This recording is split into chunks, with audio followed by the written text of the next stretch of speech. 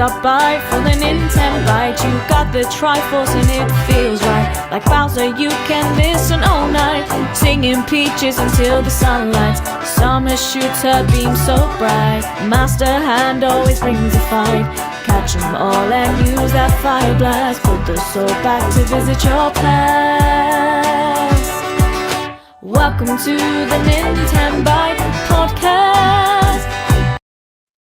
Hey everyone, welcome to the Nintenbyte Podcast, episode 18. Yeah, the intro was kind of suddenly cut off. Yeah, we'll get that sorted out for next week. We had to change softwares. Some weird thing is happening. We were using Restream for pretty much the entirety of the Nintenbyte Podcast.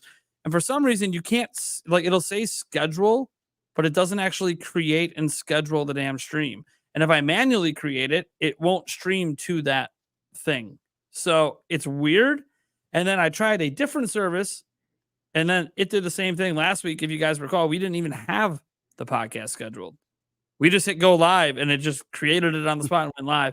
Very weird. I don't like that. So now we're back using StreamYard, you know, the old Nintendo Prime service. So not a lot of things are set up over here. Well, you know what? We're just going to deal. We're just going to have fun. We're just going to make sure that we, because that's how you make things work in my neighborhood. There's no way. That's crazy. So let's go around the room. Let's introduce each other and what we got going on or whatever. I don't know what the fuck is going on. Just as long as one of you ain't hawk to it. That's for somebody else to take care of. Let's start with our guest, Vlam. How's it going, man? Hello, everyone. Hi, my name is Vlam, Nintendo variety streamer, lots of events host, all that jazz. It's wonderful to be here as always. Love to talk about Nintendo games and Nintendo events, and of course, you know, all the JRPGs and farming sims we got in the last direct. It's great. Hey, they're eating like always. They're always fed. They're fed very well. They are fed very well. Let's go with Nick with no K. How's it going, man? Welcome back. Wow, I'm here again. It seems I have a knack for picking dates that Nintendo Directs are after, because one of the last times I was on was right after the June Direct. So impeccable timing. I'm not a Nintendo content creator, but I did put out a video today on my whole video game collection. So every now and then I dabble into the video game realm. I also noticed your next scheduled to come on the 18th. That might be important. That could be an important date. Based on what keeps happening every time you're on, there might be something happening that week. Am I manifesting a Switch 2 reveal? Could be. Just right up here. So he just so you guys already know, he's coming back on the 18th of September. What's gonna happen? Every time he's on, events are happening. So, and it's always random. We didn't know ahead of time. I just picked dates. I was like, hey, free that Wednesday. Like a month ago. Hey, what are you thinking for the next 2 months? I'll take this. I'll take that. He's just literally predicting Nintendo events without even knowing. Real. My uncle works at Nintendo Energy. Yeah, exactly. All right, we got Eric Moore over there. How you doing, man? I'm muted. Yeah, you are. What the hell? You were called the Silent King. I am the Silent King. And my brain sense. is not functioning. So yeah, 13 and a half hour day yesterday and an unscheduled 11 and a half hour day today. So woo! Hey, damn. Paychecks, baby. Make that bank. Oh, yeah. No, that's gonna be OT. It's gonna be nice. Get the bank. Yeah. All right, we got Thunder Stash Gaming up in here. What's up, everybody? A lot of exciting topics today, so strap in. It's going to be a fun show. Yeah, strap in. All right. We're going to get to our topic roulette here.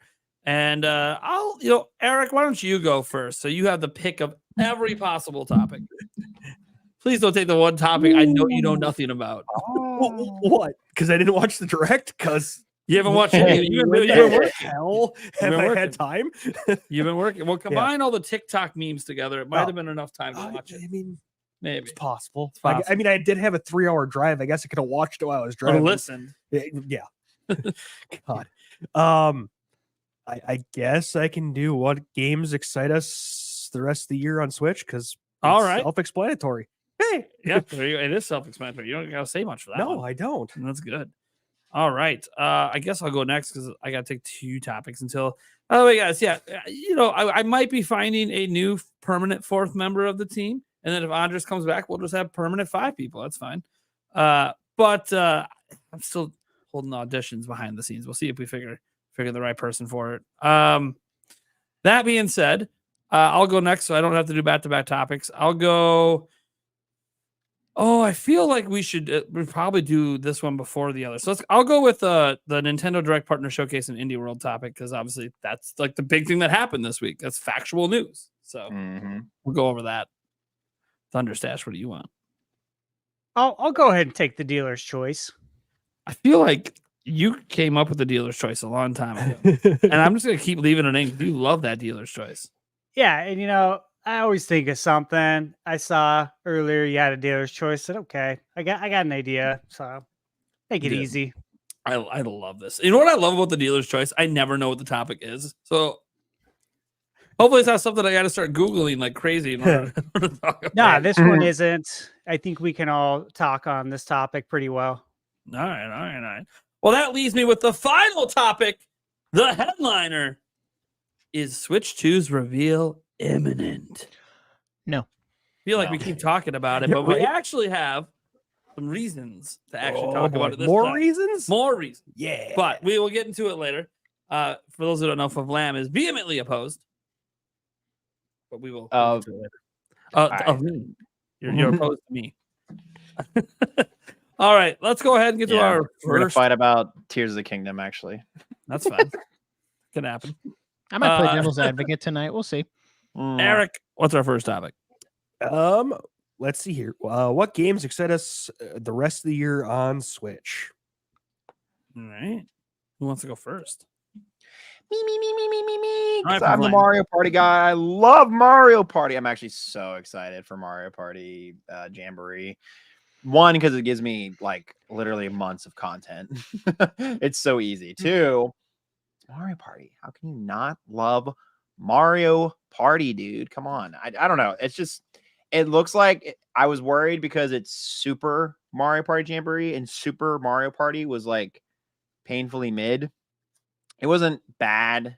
It wasn't like a 9 or a 10, but it was definitely not like GameCube era. It was in the right direction, but not quite where we wanted it to be.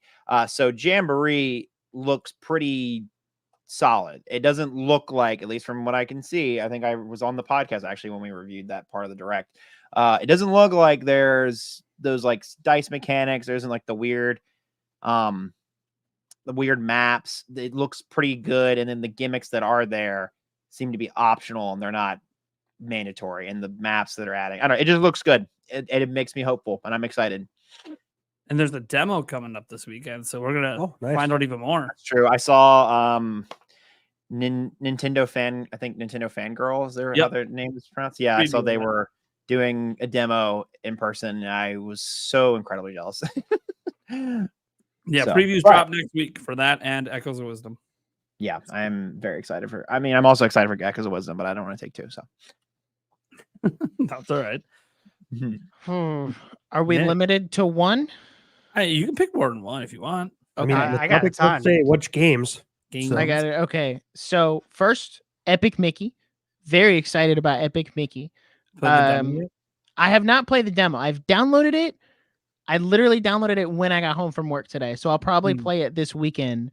So very excited because I loved the Epic Mickey game that was on the 3DS, which has nothing. It is a 2D side scroller. It has no bearings on the one that was on Wii, but I love Epic Mickey, so I was very excited for that.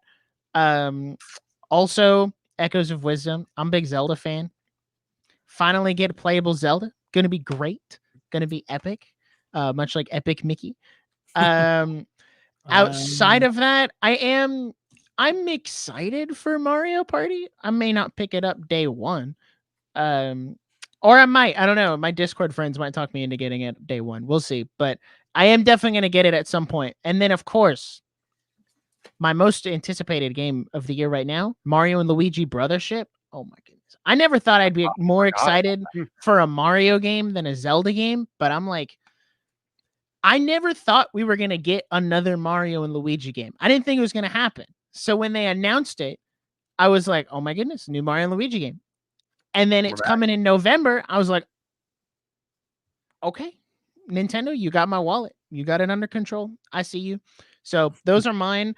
I'm probably not going to, with the exception of Mario and Luigi, I'm probably not going to buy any of them day one because I told myself I need to finish Persona 3 before I buy any more because I've had Persona 3 since February and I still haven't finished it yet. So I'm going to focus on finishing that and then I will buy these other games on Switch. Okay. All right. Eric. Cool. Ooh. Well, one I've been hyping for a long freaking time, and we finally got a release date, the Plucky Squire. That is one of the ones I am stupidly excited for. Hopefully it lives up to my hype. But there's that. Obviously, I have pre-ordered Echoes of Wisdom. Thinking about picking up Brothership. But yeah. Those are the three that are going to carry me the rest of the year. Because what is gaming? What is love? That's it. Baby, don't hurt me. There we go. Awesome. What? No one's hyped to play Outlaws right now. It just came out. No. Oh man, I know It's not on Switch. It's not on Switch. I know. Maybe Switch 2? No. I've been playing Deadlock, which is like good. It's like an Overwatch Valorant game. It's like TF2. That's the best way to compare it. You is know. that the one that Valve's working on? Yes. Yes. Yes. Heard I good think it's things. there. Yeah. Yes. It's apparently really good. So Well, I don't know. It Valve, looks too much like quality. Overwatch for me. So I don't know. We'll see if I like it or not. All right. Thunderstash. So I got a lot of games Hell yeah. that I'm very much looking forward to. I think pretty much everything's, for the most part, pre-ordered. This is not the complete list, but here are some. I am looking forward to Mario Party. I have not bought a Mario Party and played it in a long time. This one looks really cool, though. Mhm. So I'm excited for that. Obviously, Zelda. If there's one game that's most hype for the rest of the year, it's clearly Zelda. I'm very excited for that. Mario and Luigi, right there. I've played them all. I beat them all. I also agree with you. I didn't know if we'd ever get another Mario and Luigi again. And then if you also look at, Matt, the amount of Mario RPGs in general that we've got on the Switch, True. I didn't think we'd get another one before Switch 2. Like, I just really didn't. That was a big shocker. So very happy about that. Of course, Dragon Quest. Very excited for that. I really enjoy the Dragon Quest series. I always try to talk it up. I don't think it gets enough love here in the West. It's huge in Japan. They have a Dragon Quest day there where people take the day off work and they play Dragon Quest. Legit. Crazy. It's very celebrated over there, and I wish it was more here. Maybe one day it'll get there. But it's very similar to like how Final Fantasy is here Yeah. and how much we love it. It's the opposite, right? Like in Japan, that's what Final Fantasy is like for us. So super hyped for that. Astrobot. I think that's the only it's the only PlayStation game. There's one other one. But Astrobot I'm very excited for. I think that game has a ton of potential. I love platformers. It looks great. It's coming out soon. It's coming out in like 10 days or something. The Rugrats game. Mhm. That game looks cool. I pre-ordered that. I actually hit them up today to see if I get a review code for it. So hopefully I can. Iron Meat. Have you guys heard of Iron Meat? Mhm. It's supposed to be like Contra. Yep. Huh. And You told me did about it. just That's get why I a heard review about it. code. Yeah, I Nice. just got a review code yesterday, so I'm gonna play that probably over the weekend. Ease Nordics. You guys play the Ease games? Also known as Y''S. I've heard of it, but I've never played. No, Excellent I haven't. RPGs. Excellent. Got to look into it. Castlevania, the Dominus collection. So That looks awesome. That did look really cool. yeah, I bought it yesterday, and it's so funny because literally, I got to tell you guys this. Texting my lady, I'm telling her, I was like, hey, I'm editing my reviews right now. So over the weekend, I played 6 Castlevania games, Oh wow. all of the linear Castlevanias. So 1, 2, 3, Super Castlevania 4, Castlevania Bloodlines, and Castlevania Rondo of Blood. And I beat them all. I recorded all of it, obviously, and I wrote reviews for it. And I'm working on the reviews. And as I'm working on them, I'm watching Nintendo Prime's live stream for the Direct, and I see Castlevania, the DS games. I'm like, holy shit, you got to be kidding me. Because, we haven't got a DS collection of any sorts on modern consoles. So this is really cool. It opens the door, obviously, to hopefully future DS games coming to modern day consoles. So super hyped about that. But at the same time, I'm editing my Castlevania reviews. I get that news, and then I get a text from UPS saying my Castlevania pre-order is out for delivery. That I pre-ordered from Limited Run Games for probably a year ago. I just thought it was hilarious. So it all happened at the same time as I'm texting about the game. So 4 Castlevania things. I always look at that stuff and think that's kind of weird. So anyways, super hyped about that because I really want to play that Haunted Castle Revisited. So real hyped about that. Pizza Tower, that was in the Direct. I need to pick that up. That's a good one. I noticed a lot of people. So I watched a lot of different YouTube reactions from Nintendo YouTubers. None that we've had on the show, but a lot of them didn't know what Pizza Tower was. And, it's a huge game. It's a very, very popular game on PC. So I was surprised that nobody knew really what it was. But a lot of us have been hoping that it would come to consoles. I didn't know it wasn't on console. I thought it already was on Switch because it seems like the perfect Switch game. Exactly. Like it looks like a Wario. What was that Wario game back in the day where Wario Land? Wario Land, that's it. Yeah, Land. yeah. World's the 3D one. It looks like Totally. Wario Land, and it has that 90s cartoon. It just looks beautiful. I need to grab it. I'm trying to grab it right now, I actually. agree with you. And to me, I always thought Pizza Tower was easy money on the Switch. So yeah, happy about that. Visions of Mana. In fact, that should be in the mail, hopefully today. I had that pre-ordered on PS5. Plucky Squire, no doubt. And it's free for me on PlayStation Plus. NBA 2K, I'm excited about that. The other one I'm really excited about, and somebody just posted their initial thoughts on it on YouTube today, and that's Metaphor ReFantazio. Ooh. Dude, I watched the initial impressions from some people, and they could there's so many positive things. There was nothing negative. They were just basically in shock by how good this game is.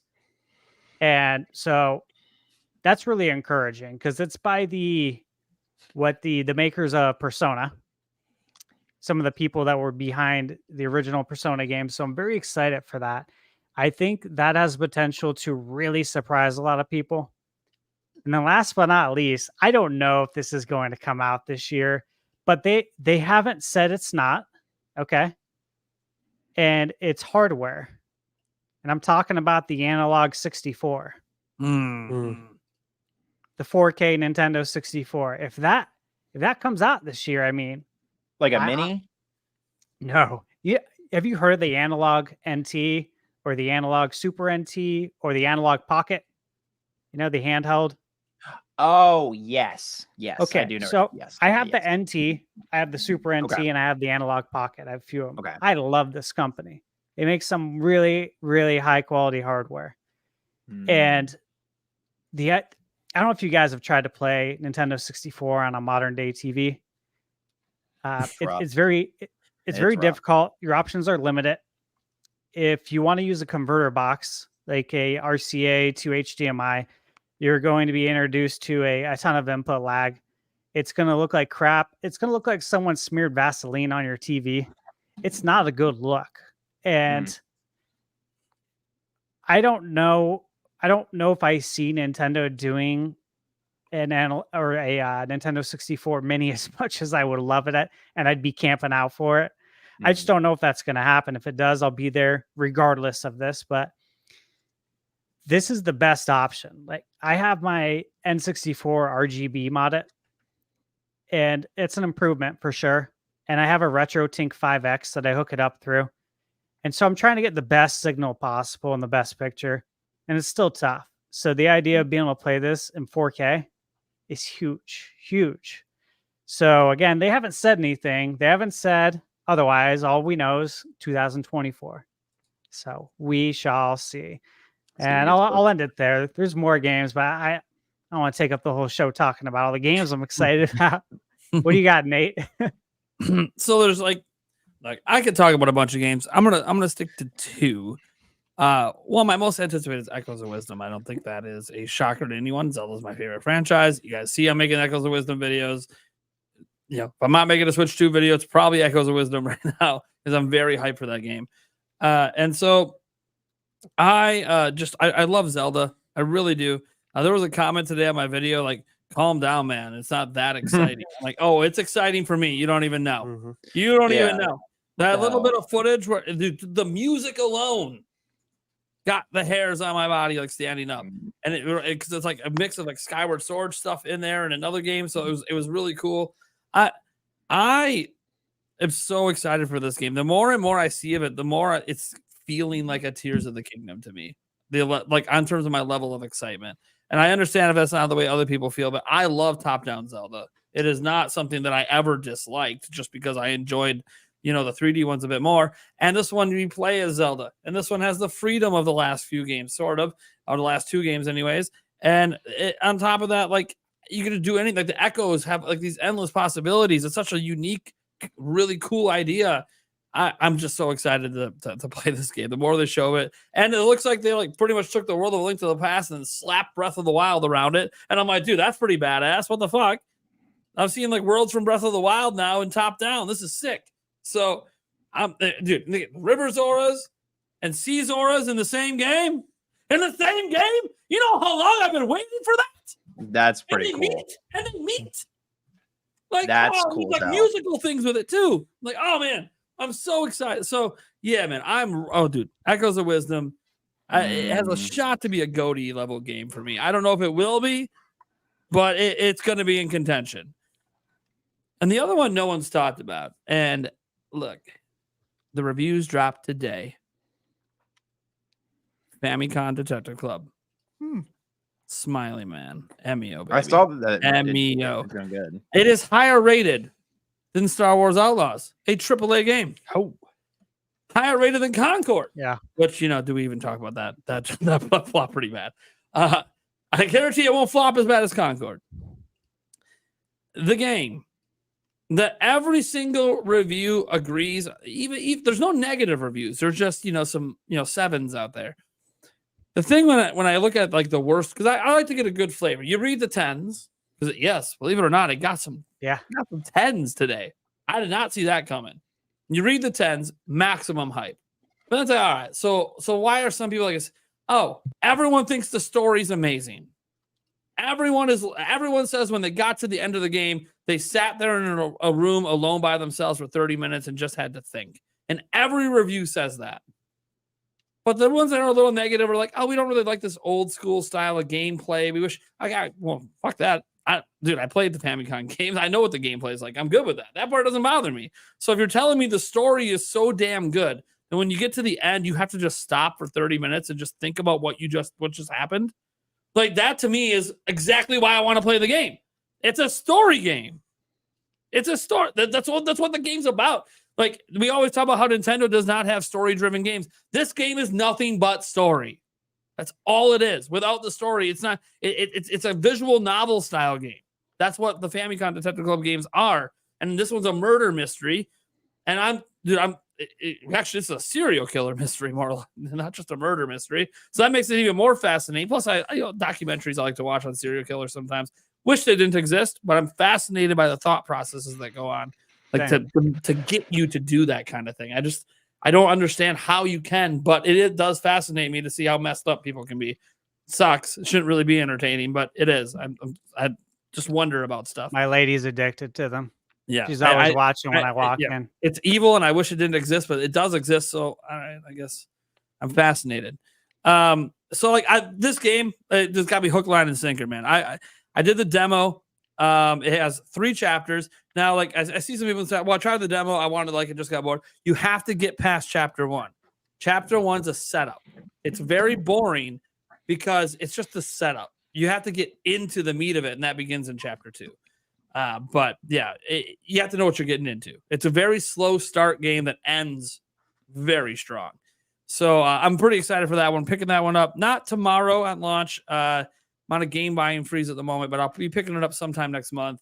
I got to pick up Link's Awakenings. I got to beat that on stream. Then I'll probably play this game, and then I'll play Echoes of Wisdom right after. So it's going to be awesome. I got a jam-packed September of gaming coming up. So, and as for, and then the rest of the year, look, I'm getting Jamboree.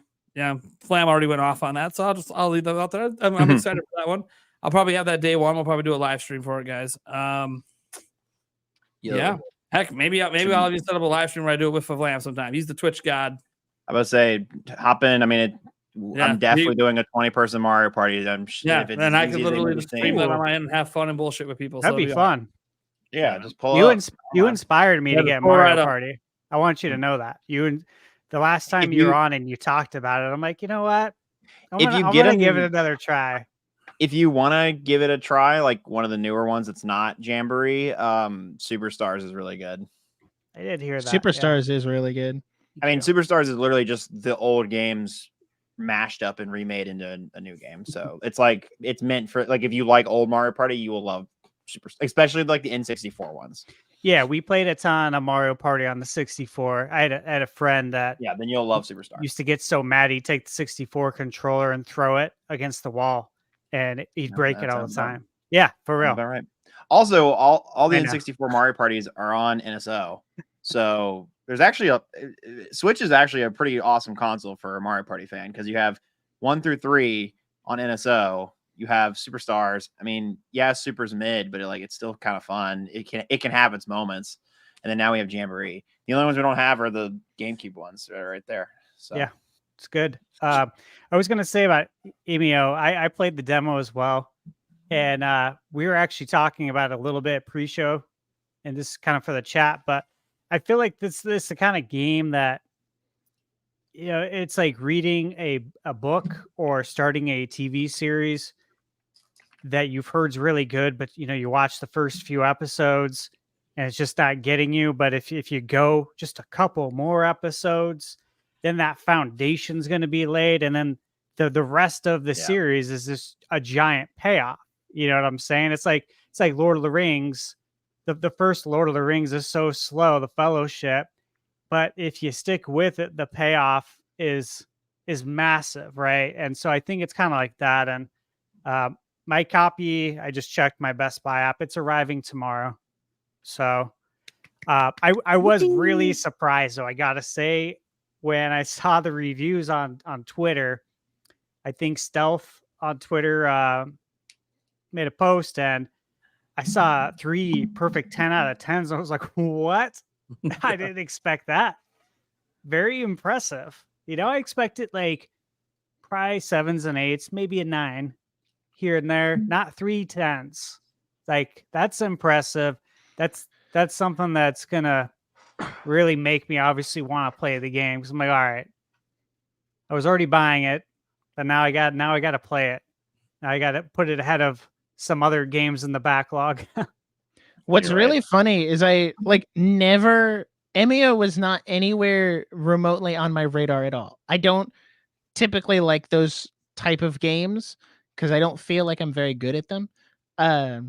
Even though it's the type of game it is not very hard, but I feel like I'm the type of person who would miss all of the different clues and stuff. But then I saw all the positive reviews and I was like, okay, why not? Let's give it a shot. And then they put out the demo and I was like, okay, that actually really helps, because now I essentially have risk-free, just try it. And if I don't like the demo, I don't buy the game. But if I like the demo, I can say, okay, I'll like the rest of the game and I'll give it a shot. So it's also been really nice to hear people talk about it, because especially someone like Nate, who's really excited about it, that hype is very infectious. So now I'm like, okay, I'll give it a shot. Why not? So I'm looking forward to that one too. Yeah, and the nice thing about Emio is they got the first 3 chapters to play for free, so you can kind of, if you're not enjoying it by the end of chapter 3, then you probably won't enjoy the game.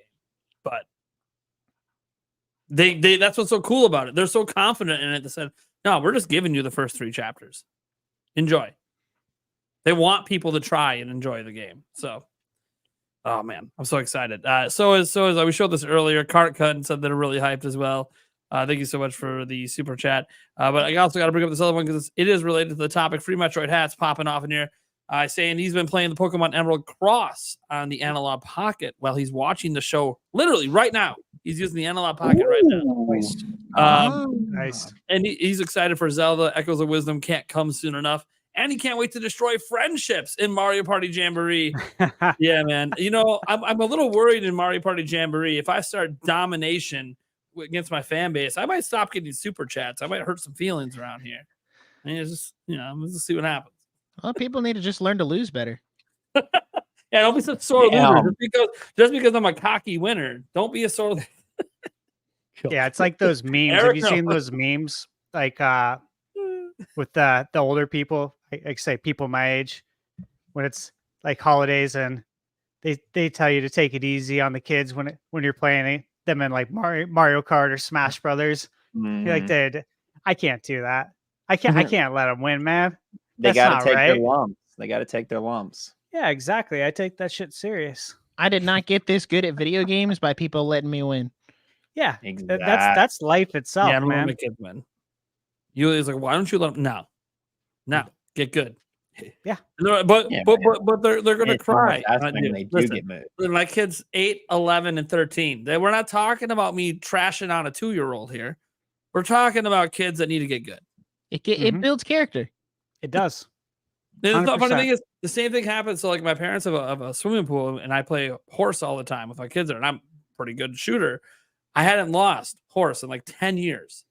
And so I've been wrecking my kids every summer, all summer for like 4 straight summers.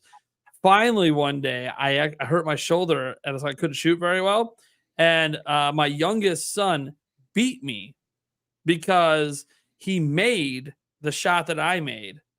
I shot a shot I didn't think he could make. He had a one-hand chuck the ball. I made it, and I thought, oh, that's game. I win. He's crying. This is so unfair. You're injured. It's still gonna win. And then he just whips the ball, goes in, and I'm like, yo. I literally, I stood there shocked for a second, and then I just ran up to him and celebrated like the guy just won the Super Bowl. I wanted my son to feel so good in that moment that he finally beat his dad. I'm like, see, you earned this. Like, this wasn't like I went up and just handed it to you. You made a shot that is out of your range. That is awesome. So Hell yeah. that was great. And he's 8. So like, yeah. And the other kid saw it and said, see, I can be beaten and I'm not a sore loser. I'm going to celebrate. That's awesome, man. I'm proud of you. Later on, I'm like, all right, I got to practice. I'm not gonna let that happen again.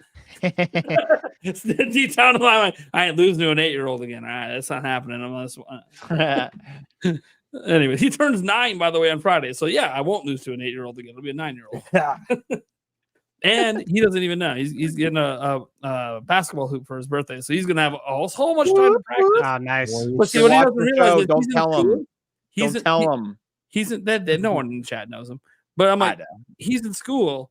I'm just going to be out there. He doesn't realize Dad's going to be working out on that hoop. I want to be out there practicing. So, I mean, I'm in chat. I know him. No one tell him. You're going to go to his school tomorrow and be like, oh, I'm here to drop off cold lunch for Nate Jance's son, Oliver. Okay, Oliver can come to the office. You're getting the basketball. Right. Anyways. All right. Let's go ahead and get into our next topic. This one is like the big thing that happened this week, right? Like, I know a lot of people talking Switch 2. That's later. But this one is actually news. This is stuff that happened. Nintendo did a massive presentation. I have it all ready to go here. We'll just hit play because it's really long. They had the Nintendo Direct Partner Showcase and Indie World back to back for the first time in Nintendo history. They went Indie World, then they went Nintendo Direct. They've never done this before with showcases where they put them together. By the way, this stuff was all rumored to be happening. Even the partner showcase, the Brazil guy who said we were having multiple presentations this month, he said after the June Direct that we were having a partner showcase later this year, or that he heard rumors about it from his sources. Sure as shit, here it is. He also said there would be an Indie World in August. Sure as shit, we got both at the same time in August. In the month he said we'd have multiple presentations. Also, we had the Nintendo Direct Museum stuff last month as well.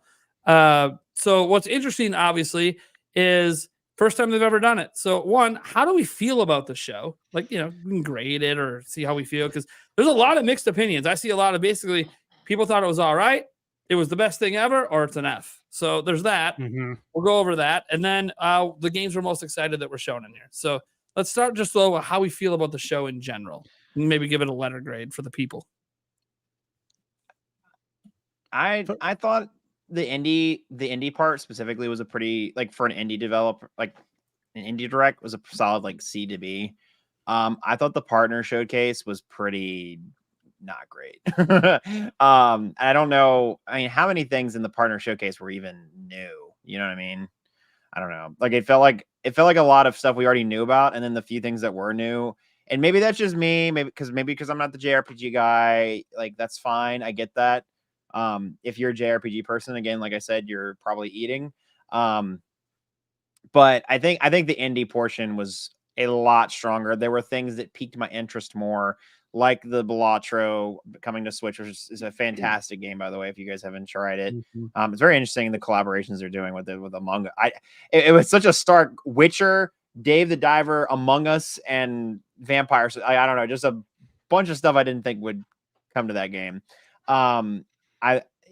Whether for actual playing purposes or for comedic purposes, I thought that the game where you can date all of your furniture was really fucking funny. It was the chuckle I needed in that part of the direct. And then I'm trying to think of like what else stood out to me on the indie side. There was one more thing on the indie side that I was like, oh yeah, that's something I really want to actually dive into. We'll probably see it here as it starts to play. But on the partnership side, I don't know. Every time they always play games coming to Nintendo Switch and it's like a highlight reel, it's always like, it always comes off as, hey guys, here's games that we totally have. Remember, there's games there's these other games that aren't first party here. You know, like, it doesn't feel like they have a lot in store for us, even though we know, Jamboree's coming, Mario, or oh my gosh, Zelda's coming, and Mario and Luigi. But anyways, I digress. I overall, I give it a solid C to D. If I had to grade each one individually, I would go B for the indie part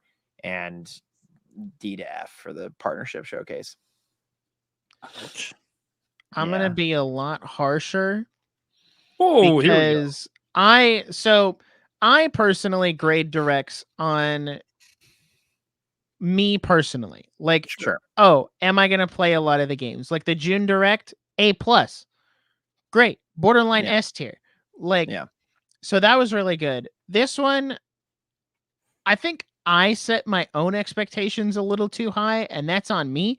That's not on the direct, especially given the type that it is, and like the idea that we could be getting a Switch 2 reveal next month. So there's probably stuff there. But the indie world, I don't know. I gotta give both of them like D to F, because I was just so bored and uninterested for most of the indie world. Maybe it's because I was watching it at work and I was kind of like half tuned in, half tuned out. But none of the indie world stuff really stood out to me and was like, oh, I need to buy that. I need to play that. Like there was the furniture dating game where I was like, oh, that's interesting. Funny. Okay. Yeah. But I'm not like itching to play that. And then when you get to the partner showcase, there was nothing there until the very end when they announced Yakuza is coming to Switch, which is exciting. I'm excited about that because I've had a friend who's been trying to get me into Yakuza for a long time. And I kept telling him, I'm going to wait till it comes to Switch. Wait till it comes to Switch. So now it's on Switch. So I'll play it. And then I didn't even see it in the sizzle reel, but I think it's Trails of the something. It's getting remade. I don't even know the full title. It's another anime JRPG that looks really good. But I didn't even see it because it was in the sizzle reel. And So, and then I think back to like, I didn't like this partner showcase. And then I think back to the last partner showcase that had Epic Mickey. They announced Battlefront 1 and 2 were coming to Switch. Like there was a lot more in that got me personally excited. So they were fine. I know it's like you have to temper your expectations with an indie world and a partner showcase because it's not first party, and I like playing a lot of first party Nintendo games. So maybe that's on me for putting my expectations a little too high. Like I was hoping maybe we get just a little like a new Warriors game, just a little something like something that's first party adjacent. Yeah, we got nothing. So I don't know, not my favorite, and I'm sure people out there are like clamoring for coffee talk, but could argue we had something first party adjacent. Fitness Boxing 3.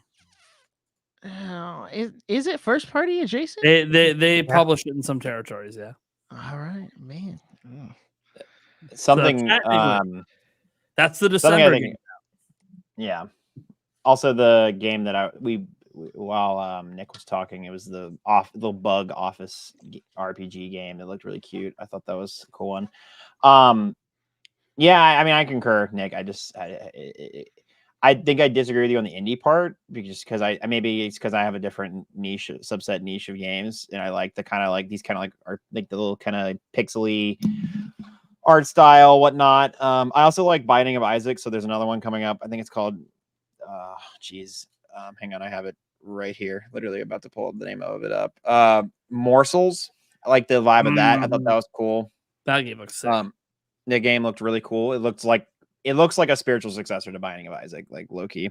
And I thought that was cool. And I agreed though that I think it was just really weak on the partner side. I just didn't think of. I don't know. I was agreeing with you. I just nothing piqued my interest in that side of the direct. I was like, this is so boring. And we got another farming game. Here we go. Not to harping on that bit of the topic a lot, but yeah. All right. So we got two haters.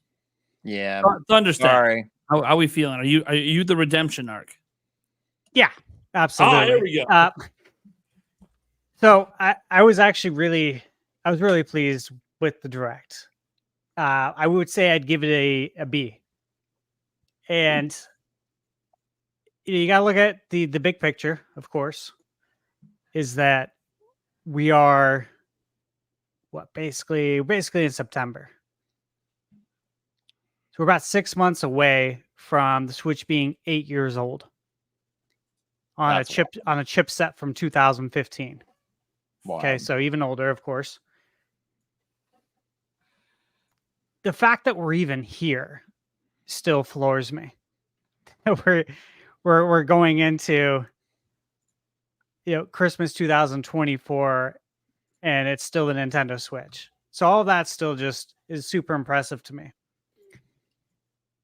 But I made a post on Twitter as well, and I got a list of games that I'm legit hyped about that were shown at the show. Pizza Tower, mentioned it earlier. I have Balatro Physical Edition pre-ordered. Peglin. Heard great things about Peglin. Heard great things today about it. Heard good things about that one as well, yeah. Yeah. Morsels. You mentioned it. Nate, you mentioned it on the live stream too. Mm-hmm. When I was watching it on your live stream, I'm like, dude, this game looks awesome. And of course, it's Devolver Digital as well. They're always making the games I like. Sea of Stars. So I was part of the Kickstarter, the original Kickstarter for Sea of Stars. And obviously, I saw potential in this game when I first saw it, right? And what they wanted to create. And I played the game and I beat it and I absolutely loved it. It exceeded my expectations. And I knew DLC was coming because, well, they tell all the Kickstarter people, they send them out a Kickstarter newsletter. So I knew this was coming. It was just good to see it because this was the first time seeing it. And from what I've gathered, it's going to be pretty sizable DLC. So that's nice. Great that they showed the Plucky Squire. Again, I'm going to be playing it on PlayStation because it's free for me over there. But I do have a physical copy pre-ordered for the Switch. Shovel Knight. Can't sleep on Shovel Knight. I don't know if you guys have played it, but excellent game. Excellent. Is that just DLC or No, it's the whole kit and caboodle. what? I thought It's I everything. could have bet money that Shovel Knight was on Switch already. Well, yeah, It is. It is. So then what This is so this is the deluxe edition with everything. It's got okay. every that's- little piece of it. That's what I was confused about. I was like, what is going on? I was like, what is the what? Shovel Knight? I thought I already have Shovel Knight. But Yeah. okay, so it's a Yeah, it's a it's like an deluxe enhanced edition with all the content, and then there's supposedly new features as well, but they'll announce that next year. Yeah, Yacht Club did a direct over the summer, and they showed it. So what? Maybe it was during the Summer Game Fest. I think it was a week after maybe Summer Game Fest. I was actually excited about My Sims, and it's not for me, but my girlfriend loves The Sims, and she had asked me after I bought her the Switch, is The Sims on the Switch? And I was like, I looked it up. I was like, I'm pretty sure it's not. I looked. I'm like, oh no, it's not. I'm sorry. My Let me dust off the PS4 for you. I used to play those games on my DS. Like I forgot they were even that was like a series until they announced this, and I was like, oh my god, wait, this is so hype. I forgot these were like even games. This is sick. Yeah, and it's crazy because it is still like a very popular IP.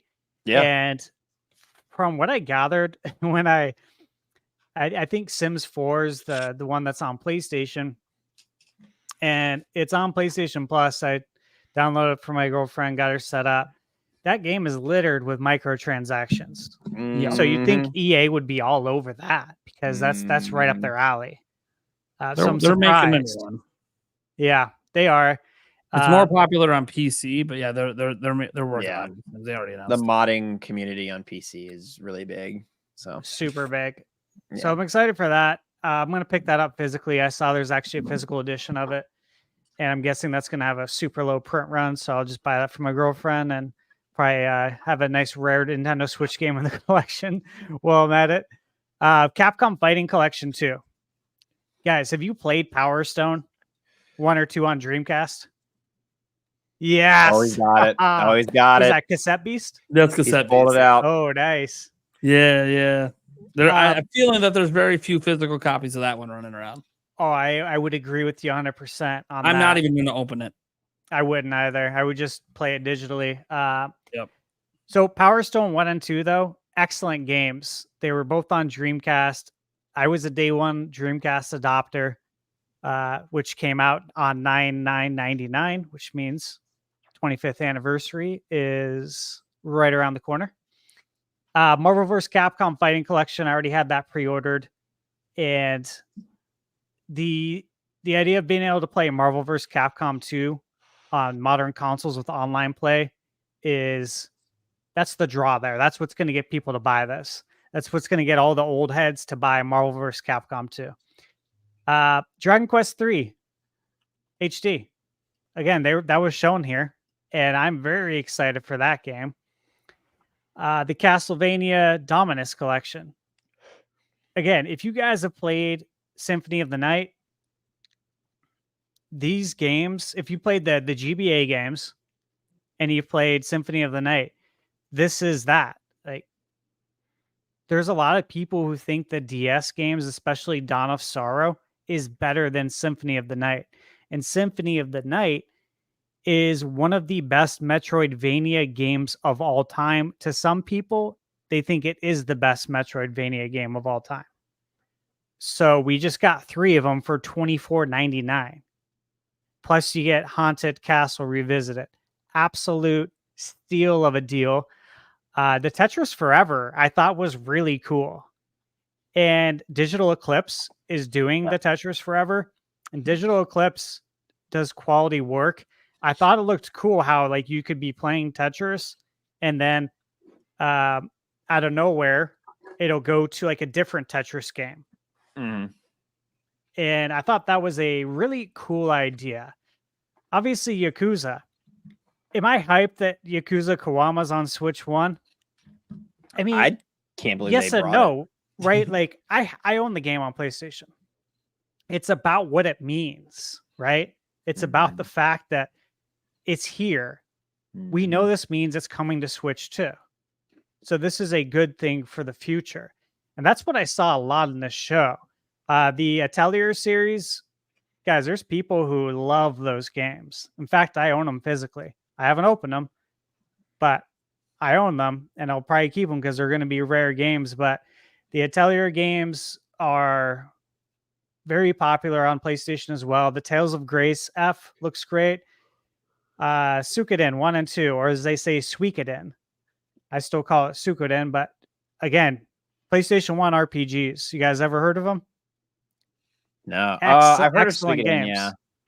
Excellent games. Like if you Google top 25 or top PlayStation 1 RPGs of all time, there's many lists where you'll find it as number 1. So the fact that it's coming out in HD is a big deal. If you look it up on eBay, it's gonna net you. It's gonna cost you a few $100s to get that physically. So this is a big deal. That's something you guys want to keep on the radar. Lego Horizon Adventures. Yes, I'm excited about that, and I'm going to support it because I want to see more games from Sony on the Switch, specifically Switch 2, of course. The Stalker trilogy, was pretty surprised actually to see that coming to Switch. And the Legend of Heroes Trails in the Sky. That looks really good too. And so, yeah, I'm a huge JRPG fan, but I'm a fan of all games, honestly. I thought there was something here for everybody. But again, big picture, we're going into Christmas 2024 on the Switch 1. And what I liked about this is that it didn't blow me away. Because you know why? I didn't want to be blown away. What happens if we're all blown away by the presentation? It means there's more. It means Switch 1's going to be here longer. And I wasn't blown away. And so I was happy that I wasn't. I honestly thought it was perfect for what it was to not be blown away, but there are games coming. And that's it. Like, I felt more confident after seeing that, oh yeah, like Switch 2 is right around the corner, man. This is hype. So that's where I'm at on that. What do you got, Nate? All right. So I said at the time when I live streamed, I kind of gave it like a C+ sort of grade. But there's enough in there that interests me, but as you said, like it didn't really blow my mind or excite me. Just starting with the indie world, like Pizza Tower looks hype. I've never played it. I've only ever heard nothing but good things, and obviously seeing it, presumably running on the Switch. I don't know if it was, but it looked really good. It looked just really good. I talked about it at the time. Morsels. Oh man, dude, Morsels. That's like a day one. That just looks so good. It looks like everything I want from an indie title. Same with Neva. Neva looked incredible as well. And these are all just like very different kinds of games. Obviously, Plucky Squire was shown, which I don't need to go over my hype for that. That's already, that's probably a day one as well. But that's kind of it for me for the indie show. There wasn't a whole lot of stuff that really interested me besides those, and it's not like any of those like got me out of my chair and like, oh man, like it's just like, no, this is some nice stuff, which is pretty much what indie worlds usually are for me. It's just some nice stuff. The only thing that would have got me out of my chair really is if they would have had Silksong, because I just believe the game doesn't exist anymore. So it does. Didn't they say like the last thing that we've heard about Silksong, it was supposed to be 24, right? I mean, I guess we still have the rest of this year, but like there's like a report out there that it's been delayed to 25, but who the hell knows? I don't know. I mean, I would believe it, but dang, that's so unfortunate. Yeah. And then the Partners Showcase, it had a lot of games on my alley, like Civilization 7. Yeah, we already knew it was coming. It was already pre-announced before. But Civ 7, I'm going to play on PC. Like, let's just be honest. Yeah. That's a mouse and keyboard game for me. I don't like that style of game on a controller. And obviously, it's not going to run as well on Switch. But that doesn't matter to me so much in these kind of games about how well it runs. But it's a PC type of game for me. So I'm going to end up getting it there. Agreed. Fitness Boxing 3. I had the first Fitness Boxing game. I am working out, but the boxing thing just really wasn't for me. I think I would get more into it if I have one of those ones that makes a music game that you punch at the wall. I like those ones. Those ones are fun. I think they're more fun than the actual fitness boxing games. But so not really for me. Goat Simulator I always find to be hilarious, but I never play it. I don't know why I never play it, but I just don't. But it was nice to see. I have a feeling that the SpongeBob SquarePants Patrick Star game will be in my house because of Yulia. She is the world's biggest SpongeBob fan. Maybe not in terms of having all the merchandise, but try to tell her otherwise, and she'll just start quoting every episode for the last 20 years. So, Hell so chances are we will be owning the Patrick Star game. She was watching my show while I was doing it, and yeah, like I'm like, honey, are you watching? And she just was in the chat. I'm like, okay, really getting that day one. that's a day one in this house. Maybe I'll get it physical. I don't know how many physical copies of that one will exist. Dragon Quest 3 HD2D. Look, I'm on record saying I've never played a Dragon Quest game. Now that's not technically true because I tried Builders and I really wasn't into it. Now Builders isn't traditional Dragon Quest, so I'm actually going to pick this one up because I'm like, this is like the perfect time because this is the beginning of the original story arc. And then I already know the next two are coming next year, and I know we're going to get 12 eventually. So I actually think this is a great time to get in. So I'm going to give that one a try because I don't know why I just never played them when I was growing up. I don't know why. They just didn't have them in my house. It's not like I controlled what games were in my house. You'd love them. Yeah, I'm sure I'm going to have a damn good time. Let me see. Anything else that excited me? I'm just kind of glancing at the list. Sorry that we're not playing the video anymore. It like broke or something. I don't know. This is one thing I don't like about us going back to StreamYard is that there are issues sometimes playing videos that I didn't have to worry about on the other one because I could upload the video to them and they don't let me do that here. But that being said, I'm just glancing at some of the other stuff. Look, Lego Horizon Adventures has looked hype this whole time. It just has. If you like Horizon and you like Lego games, I mean, come on, it's an obvious get, and I'm still just shocked it's coming to Switch. Yeah, like that just surprises me, and it's a holiday release, so I'll take it. And Epic Mickey Rebrush, I didn't really need this partner showcase to convince me. I'm glad the demo's out. I got to try it. I've heard very good things about the demo on every system but Switch. But the Switch one apparently looks good.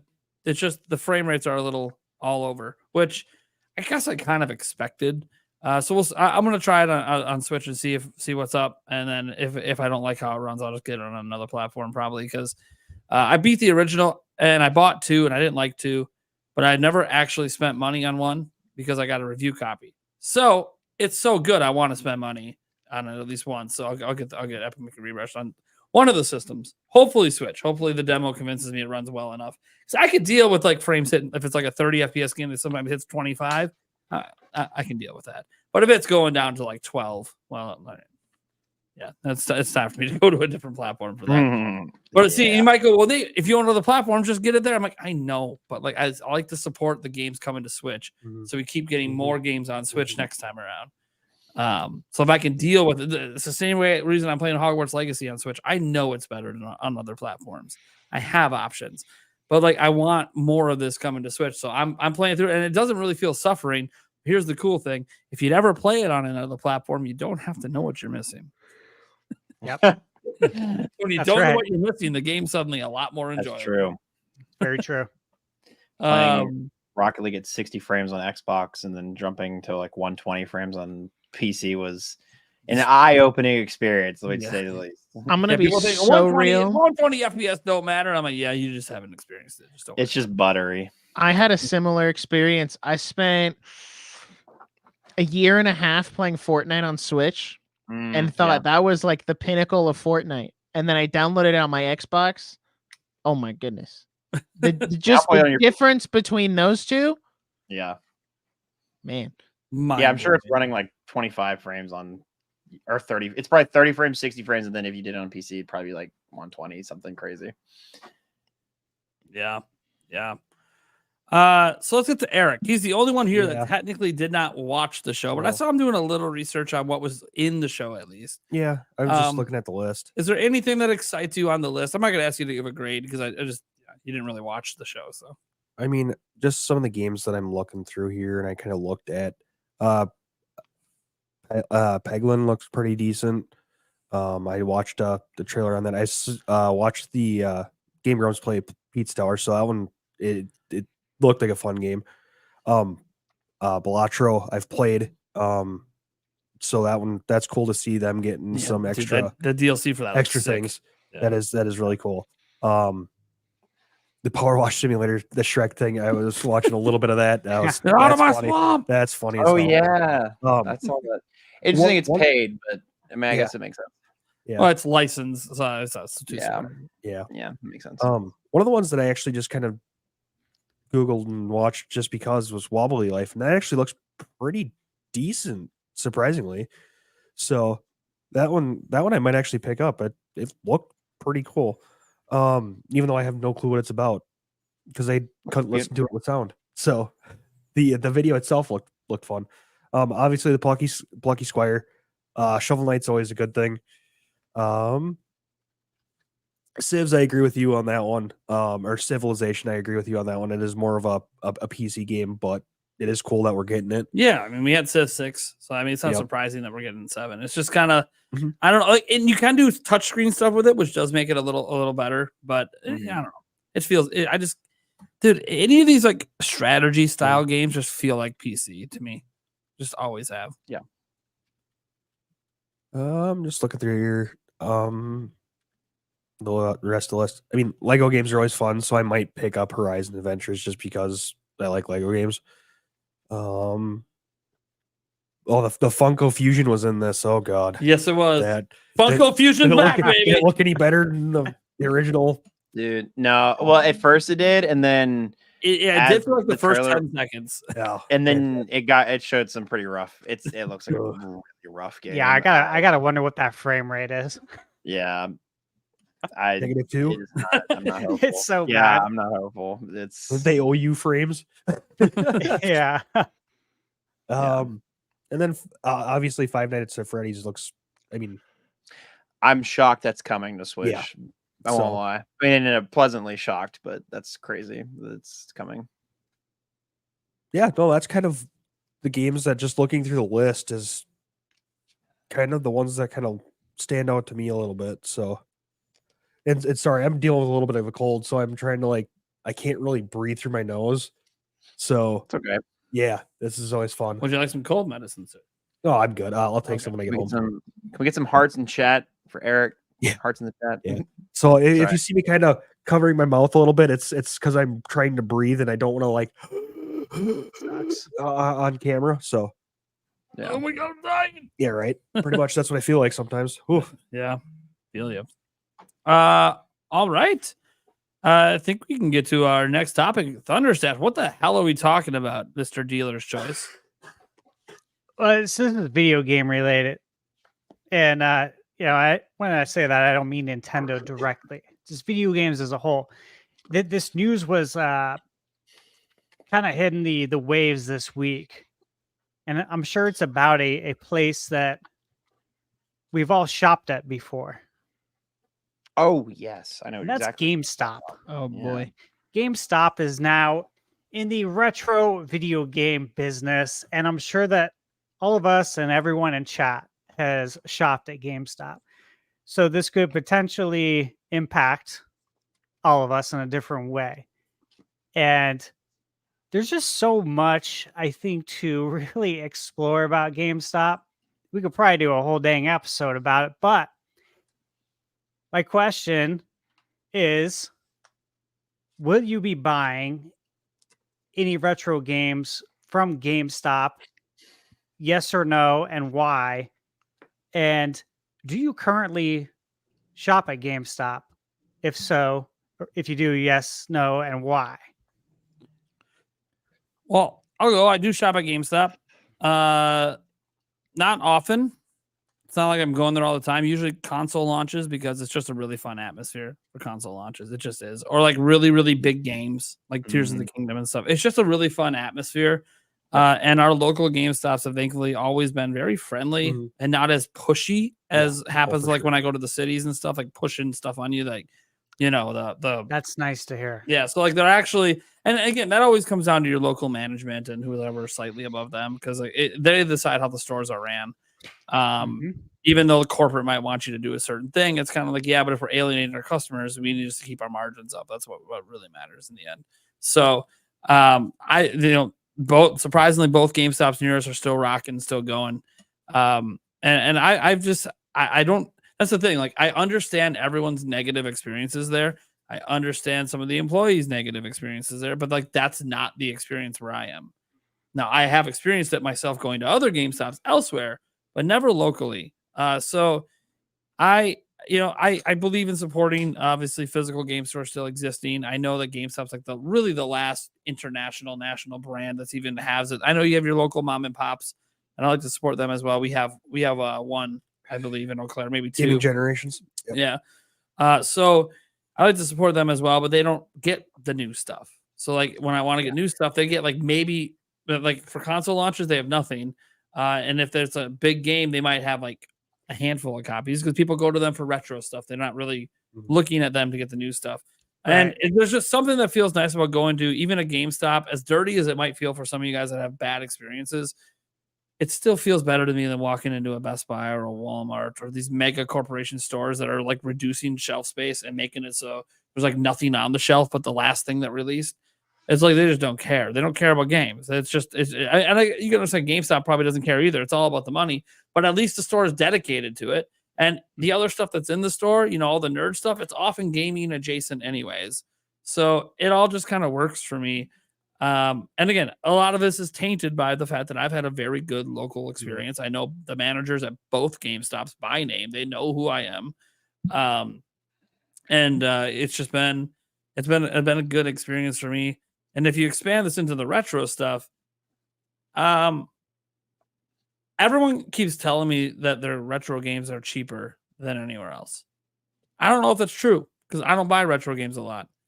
And there's the thing. People are saying that right now. That's before the physical stores have launched. The prices might go up. So we'll see. The big thing I worry about with the retro, of course, is I'll always feel like the local mom and pops are probably a better overall experience for retro.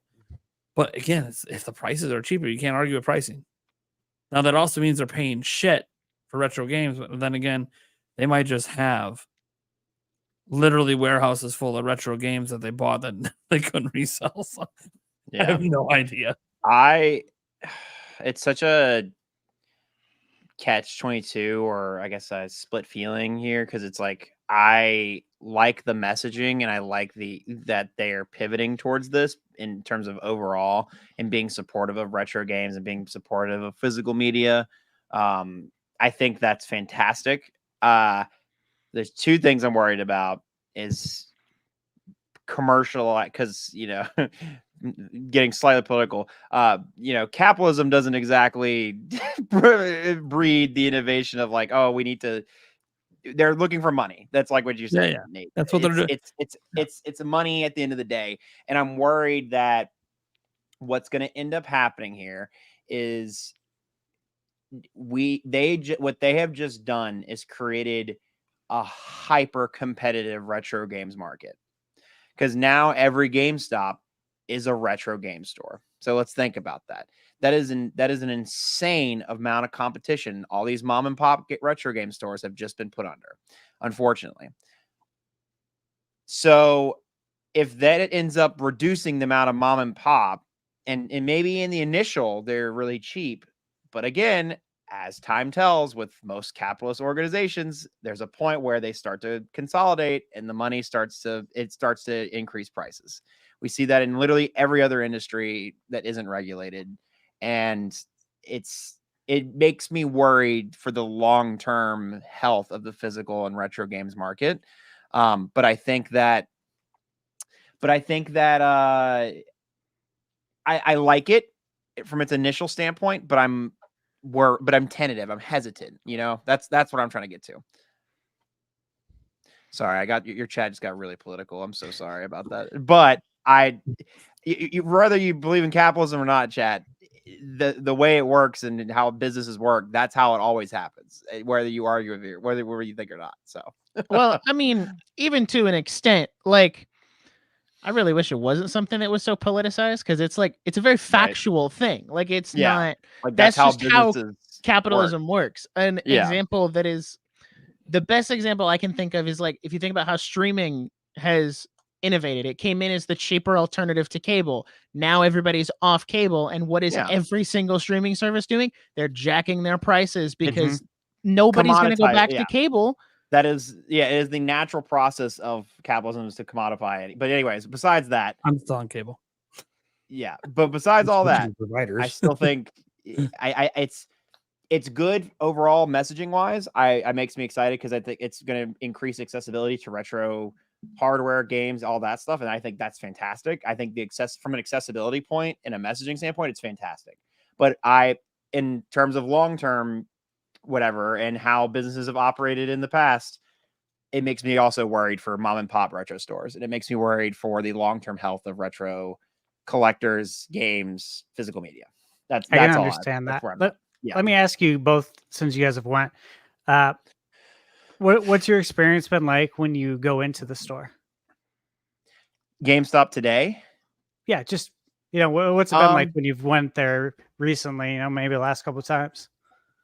Geez, the last time I went was Tears of the Kingdom launch, and it was fairly positive. But I don't go unless, like Nate said, I don't really go outside of like events. So I don't know like what the general experience is like. I've never been upsold on like a membership. I don't know. I just haven't been You were doing never that, so. upsold on a membership? Not to my memory.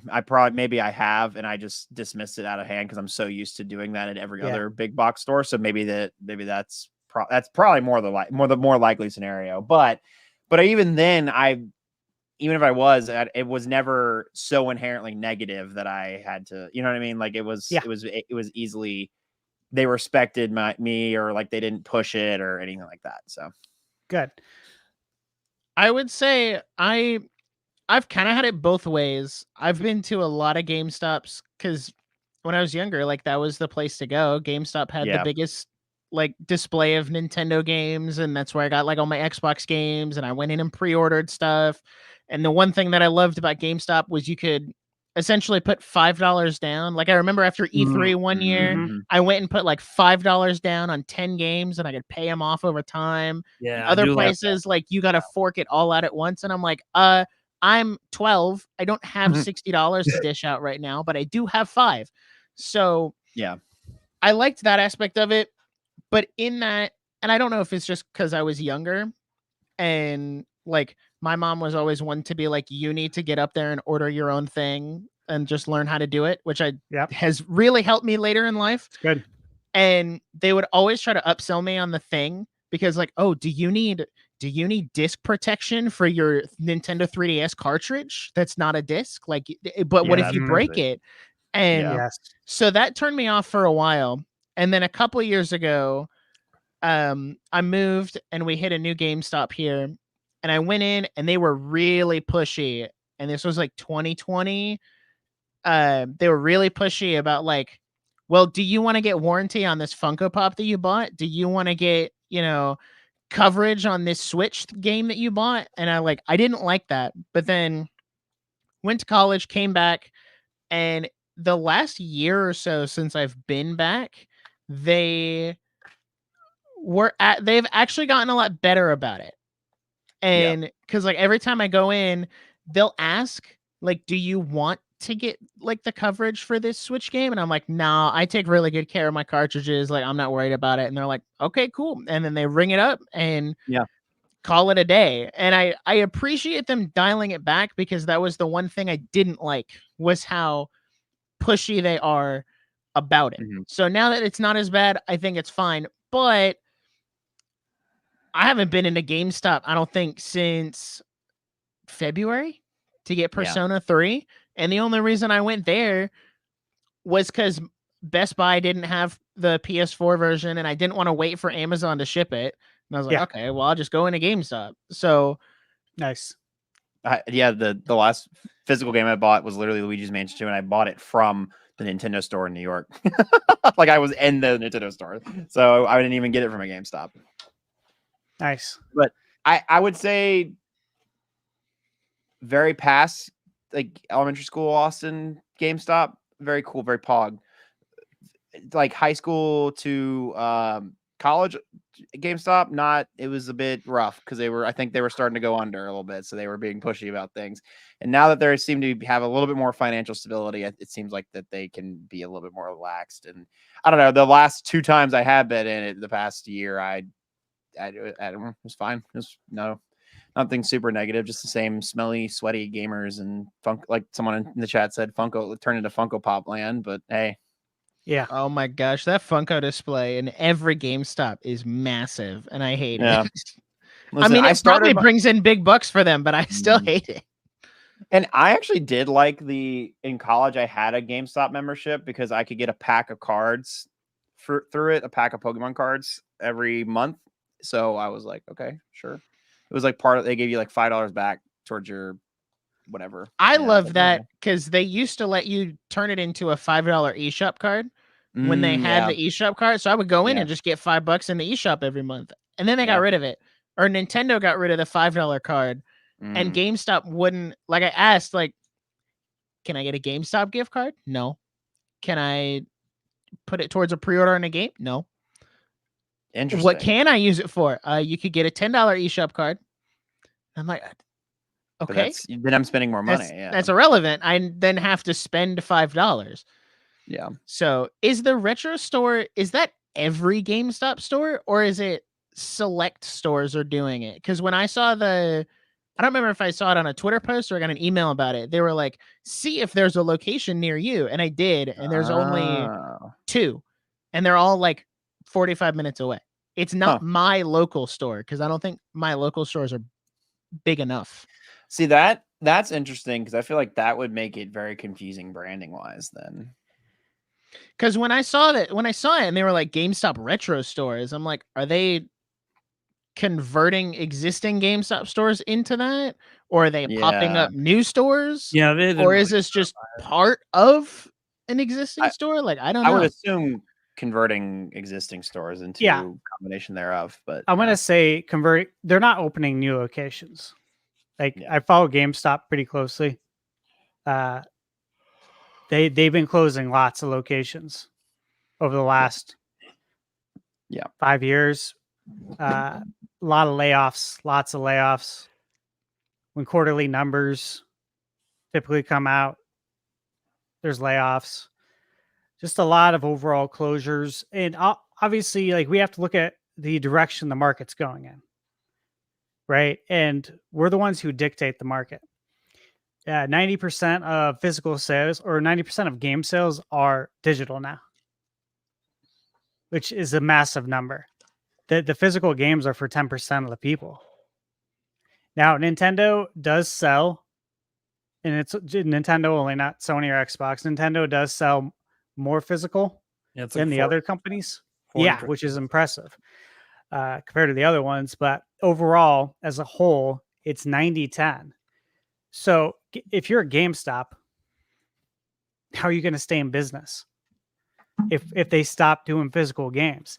We already saw like the Xbox leak close to a year ago, how they are looking into going completely digital. And we already know that. Like it doesn't take a rocket scientist to know what they're doing, the direction they're going, and the cloud gaming. They have the smallest section at every store. Best Buy, Target, Walmart, wherever you go. Microsoft has a very small section compared to PlayStation and Nintendo. They're getting out of that. Okay. So there's one console manufacturer out the window. So if you're GameStop, you can't count on them. Now you're down to PlayStation and Nintendo. I think you can always count on Nintendo as far as physical because they know we love that. And we know we're getting it obviously for Switch 2. And say Switch 2 runs for 5, 6, 7 years, probably 5, 6 years, maybe. I don't know if it's going to run 7 or 8 like this. I really doubt it. But, you can count on that. GameStop can. But then I don't know about PlayStation. I don't know what they're going to do when it comes to PlayStation 6. I don't know. But we see the direction it's going in. So GameStop has to do something to become relevant, stay relevant. And retro's the name of the game, right? Yeah. I mean, just to add a little bit to it, I kept thinking for a while, like, why did because you can buy everything digitally on Nintendo. So why are the sales so different in terms of like not being 90-10 like it is on PlayStation? And I realized, and I think I saw this coming with PlayStation 4. It's game installs. It's what did it to PC. You have to install the game on your local hard drive. So what the fuck's the point of the disc anymore? You have to install the game. Oftentimes you have to download additional stuff beyond what's on the disc to install the game. Nintendo's like the last platform holder where you just put the cartridge in and play. You don't have to install most of the time. I understand some third parties have cheaped out, not put the full game on the cartridges. I get it. The cartridges are expensive. I understand it. Margins can be thin sometimes. So is that going to get better on Switch 2? I don't know, but I'll tell you this: Nintendo's games, you'll be able to pop that cartridge in and play, no update. Yeah, and Broken or not, Nintendo's you'll always still be been able to play. about that. They've always had. I think that's kept physical more alive, even though it's still trending towards digital. It's slower because, hey man, we're on a platform on the go that don't always have internet. Pop that fucking cartridge in and play. Yeah, that's what's always been great. Like even if we go back to the 64 era, and I know you remember this very well, that Nintendo, there was a big deal, it was a big debate, it was a big sticking point for a long time about loading times. Okay. Yeah. And if you had PlayStation 1 growing up and you sat there and waited and waited and waited for games to load, like it really broke immersion a lot of times. And meanwhile, you have N64 with 0 load times.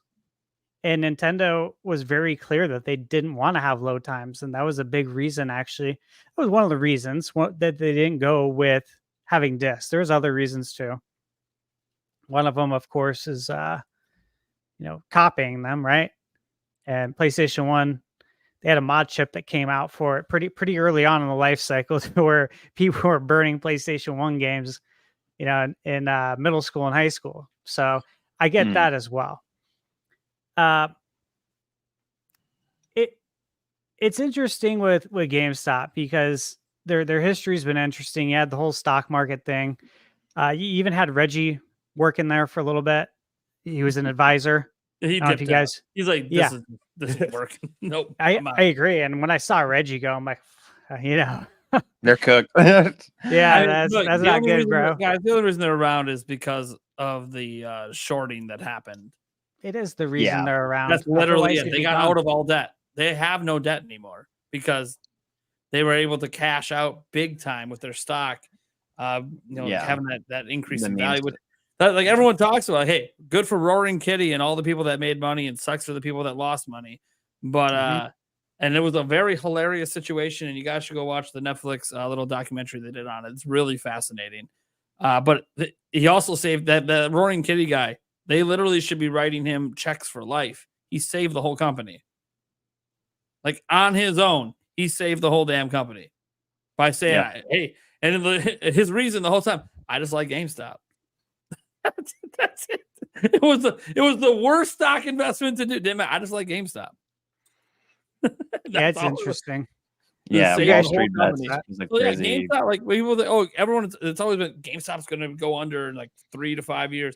We keep saying that GameStop's probably still going to be a brand that has a store somewhere like 20 years from now, but it's because of that situation. So now they're like, okay, now that we're actually going to be around, because like we were going to do this shift to do online sales, but like that's so hard to crack into.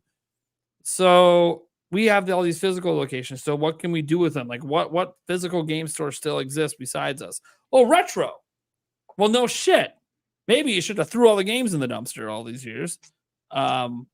We'd have a nice buildup of inventory already. So now you got to try to buy retro games for pennies on the dollar to get any resale value out of it.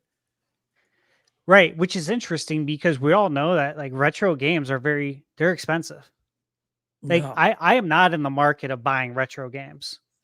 I have probably over 500 retro games behind me that I owned from back in the day. I would not buy into it right now at all. I haven't bought anything retro in probably, I don't know, what are we in 2024? 15, 20 years? Nothing. Yeah. The prices are ridiculous right now. Yeah, it's ridiculous because everyone's collecting, and now with GameStop going to retro, it's gonna actually get people wanting to collect even more, which is gonna drive the prices even higher. Yeah, because there's so much available. Totally gonna drive the prices, and You know, It like might be a great, if you're a seller, great markets ahead for you. it is. And I was going to say that to him, like, Flam, I get what you're saying as far as the mom and pop stores and how obviously now you have GameStop, right, as your competitor. That's Mhm. huge for them. It's like, oh man. But at the same time, it could drive hype for the rest of the market. And I That's think true. that's a good thing Yeah, as if well. they Yeah. survive the undercut phase, if Mhm. they survive that and get to the boom, well, Yeah. then they're going to be Well, making and bank. see, especially that's what I online. was saying is like I think I'm tentative long term. I'm hopeful, but I'm tentative. That's Yeah. with the long term. In the short term, I think it's going to be crazy, good ish. Yeah. eBay sellers too, because there's a Mhm. lot of retro eBay game stores. Here's, I guess, this is my thought on the retro scene and just kind of my GameStop experience. Look, I've been going to GameStop throughout the years, and I've been in many different locations from here in Arizona, and when I was out managing restaurant chain in California, I went to a bunch out there in San Diego and then Monterey Bay. And so I've been all over. I like the things that they've done over the years. I really respect that they were the place that did these midnight launches. I have fond memories of that. And if you guys have been to a midnight launch, nobody does it here in Arizona. Nobody. Really? I've went to Walmarts that I go there at 10 p.m. 10 p.m. Arizona time, where it's 1 a.m. in New York, which means you could have sold it to me an hour ago, right? And they don't know what the F I'm talking about. They have no clue. I get a manager over, I explain it to them. They don't know what I'm talking about. It's just a shit show trying to get a game when you're supposed to be able to get it. And so then I think about, oh, man, I miss the days. I miss the days when you could go to GameStop at a midnight launch and you can get in line and you just start bullshitting with people about video games like we're doing here right now. So fond memories there. I like that they did that. I actually wish they'd go back to doing that, because if you're still going to sell new games, maybe you should get back to the things that worked, right? My experience in the store, yeah, I obviously I've had the same sales pitches. I've had them ask me if I want to get a disc replacement plan on a cartridge. It's like, come on, guys. But the thing is that I've always said this too. It's not the employees. I hope everyone knows that in chat too. It's never the employees, man. Yep. It's the always the shit hierarchy. always rolls downhill. It Uh-huh. always has and it always will. It's corporate. What do It's you the ever district think of the managers. shareholders? Yeah, it's always that. And I had a friend work for GameStop, and yeah, it was always your numbers on getting memberships are not good. You need to work on that. And it's like, I can't force people to buy these things. this is true. Actually, the more you try to force people to do it, the less likely they are to do it. So it's like, just ask the question. If they say no, well, Yeah, I guess that you don't know. it's completely true. And from what I've watched videos as well on YouTube with someone who covers this stuff, but they schedule your hours based on your sales. So if you're not, you could give the best customer service in the world. Everyone that comes in there could love you. You could give the best game recommendations. You could be the most delightful, most positive person in the world. You could cover for other people's shifts when they call in all the time. You could be that great employee, right? But if you don't have the numbers, you don't get the hours. And I think that's shitty. And so there's a lot of things I don't like, but it comes from the top that I don't like and that I don't respect. But as far as the employees go, what can they can't do anything about it, man. So my disrespect never goes towards the employees. Yeah. I will say that when I buy stuff online, if I buy something new, I expect a new game to arrive. And when a new game doesn't arrive and I receive a box that looks like someone beat the shit out of it first, that's like the plastic's torn on it and it's got a sticker on it and it's not sealed. I've literally got brand new games that I've bought, brand new, I paid the brand new full price, and what is showing up? A used game with a used sticker with a price tag that says $29.99 when I paid $59. I'm like, what the? You know what? I go into the store, go in there to return it. Oh, what's wrong with it? Well, I bought a brand new game. This, obviously it's not a brand new game, right? Yeah. Okay. Did you want store credit or something? It's like, are you guys used to this? And then, of course, I get online. I start looking, doing some searching. Yeah, they are used to it. This happens all the time, dude. I watch people do unboxings on YouTube just as a joke, right? Mhm. Well, let's see what we got from GameStop's buy two, get one free. And literally, you buy new games and they show up used. This has happened to me a ton. Okay. So I don't like how they do business there. And there's things I don't like about it, right? But I never blame the employee. I think it's good for the retro gaming market. I do think it will drive it up. I hope GameStop doesn't take advantage of people too much, but that's what they're kind of in the business of doing. And this is why I kept all my games over the years. I refused to sell them to GameStop because I saw what they did. They buy something from you for next to nothing, and then you see your copy on the shelf for $55.99 right next to the new copy that's $59.99. And they gave you $15. It's just I just can't get behind that when there's things like OfferUp and eBay where you could go sell your game there for 2 or 3 times the price that GameStop will give you. That's kind of where I am with it. All right. But I wish them well. I don't wish failure upon anyone. The more the merrier. And I'm with Nate too, as far as the big box retailers. I'd rather support GameStop. I'd rather support the mom and pop places, but like you said, they don't get new games. They don't get new consoles. So this is where we're at in the physical gaming market right now. All right. Yeah. I mean, I honestly thought that they. Nope, I'm muted. Good call. Thank you. I was wondering. I was like, who's talking in the background? Yeah, that's me.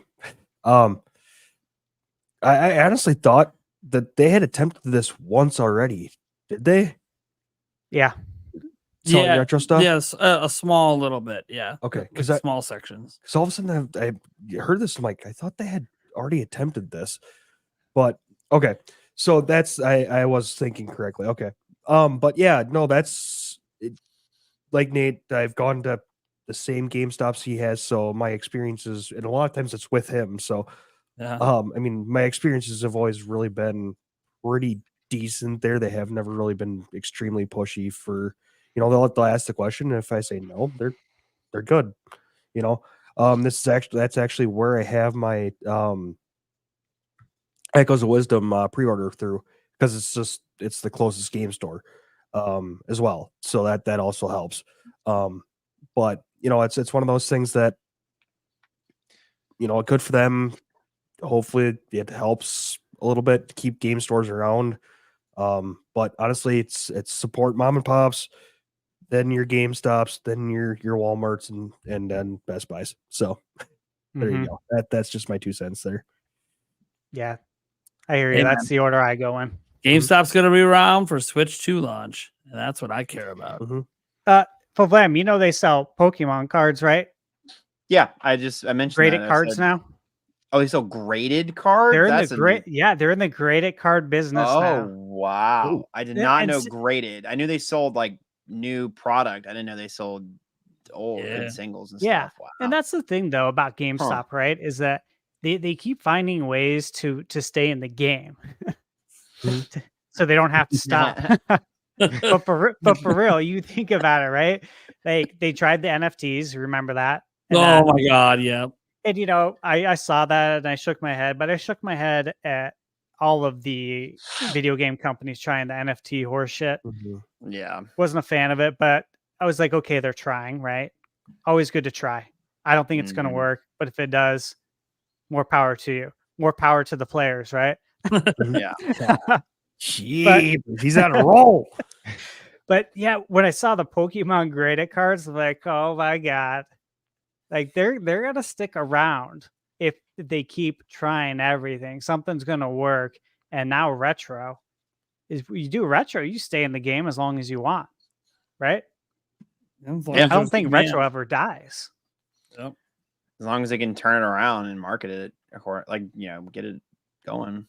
I I mean, mean, it sounded like to me like- they were going to turn like certain stores into like entirely just retro stores, and then maybe some of their stores that are still doing really big numbers with like new stuff, they'll just leave those as that. Yeah, retro doesn't die until all retro games are gone. Until it's like which Yeah, is because not we say like that, but 10 then like you 10, get 20, 10 30 years out, there's new systems that are now retro. Yeah, well, as I'm saying, like Exactly. 10, 20 years from now, I don't see it. Like it would be beyond our lifetimes or 50 something years from now before that would happen. So Yeah, I mean, at least for the foreseeable future, that is definitely a market. In order for, yeah, I feel like it's not a permanent long term solution, especially if you have like for niche stores, yeah, but like for like a thousands of stores, yeah, no, there's not. Mhm. That market feel like- won't exist forever. for retro to truly die out, we'd have to be at least die out in the sense of nothing new is being added to it. We'd have to be in a fully digital Mhm. space. There is no physical game whatsoever. Exactly. And I think that's still like not Nintendo's even- gonna keep it going for a while. Yeah, Nintendo's gonna be the last one, and I think we still have 5-10 years before even Yeah, it won't be Switch That. 2. And I doubt it's even going to be whatever after Switch 2. I think there'll be enough physical sales for Nintendo to be like, no. And then they'll be like, oh, but we got a backwards compatibility as well. So that's a whole nother reason. So like Nintendo might keep it going for a while. I'll be Yeah, it interested seems to like see the other if two are- PlayStation dips out with PS6. If they dip out with PS6, that is a blow. I agree because that'll be easy. It's an easier out for them Yeah, to 90-10. share the blame with Microsoft, like to share the headlines. If it's just Mhm. one, then Microsoft gets all the hate. But if they do it together, they can at least share it and also get out. It's like when you leave a party early. Someone leaves early, you're like, oh, you know what? I might dip out with you. It's same philosophy, really. So it'll be interesting to see because we know Microsoft's going to get out. It's whether or not Sony's going to join them. Sure. All right. Well, I'm gonna interject real quick. It's funny you Sure. say dipping out. I have to dip out because I have work tomorrow. But as always, great to be on. I'm sad I have to miss the Switch 2 thing, but you Yeah, I know. was about to say if we could hit the Switch 2 topic next, I was trying to transition like 3 times, but then we just kept going. So I'm gonna dip out. Later, Nick. Yep. I Later, Nick. do stuff and things on the Wonderful. internet. So Wonderful seeing you again. We'll see you Always next see you, man. time. yes, That's sir. the Shoe Reveal podcast. I'll bring it with me next time. I'll bring it. All right, man. See ya. All right. So speaking of Switch 2, obviously we got to get to the headline topic because look, you would figure why would we have to talk about Switch 2? We just had an Indie World. Because that actually leads into the rumors that were out there that suggest that the Switch 2 is going to be revealed fairly soon. So it all kind of started with Pedro Henrique Luda Lipa, otherwise known as PH Brazil Online. He ended up being 100% correct about everything that happened this month with Nintendo. Back in May, he said, oh, by the way, for those who don't know, his background, we talked about him a lot on my channel. He's a Brazilian journalist. He's worked at all the big outlets in Brazil. Everyone knows he's super legit if you're a Brazilian gamer. But, most people that are paying attention to him now are like here in the U.S. where you don't know his background as much. Anyways, he's independent now. And back in May, he said that the June General Direct would be the final Switch-only Direct besides a partner showcase Direct that he had heard from some of his sources that was going to happen later in the year. In June, he noted that an Indie World was going to happen in August. This month, he said multiple showcases planned for September were moved to the last couple of weeks in August. He also said because of this, he thought the Indie World might have been moved to September, but he didn't know if it had moved.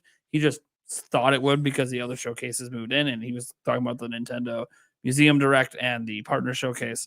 But he didn't actually hear that it had moved. He just assumed.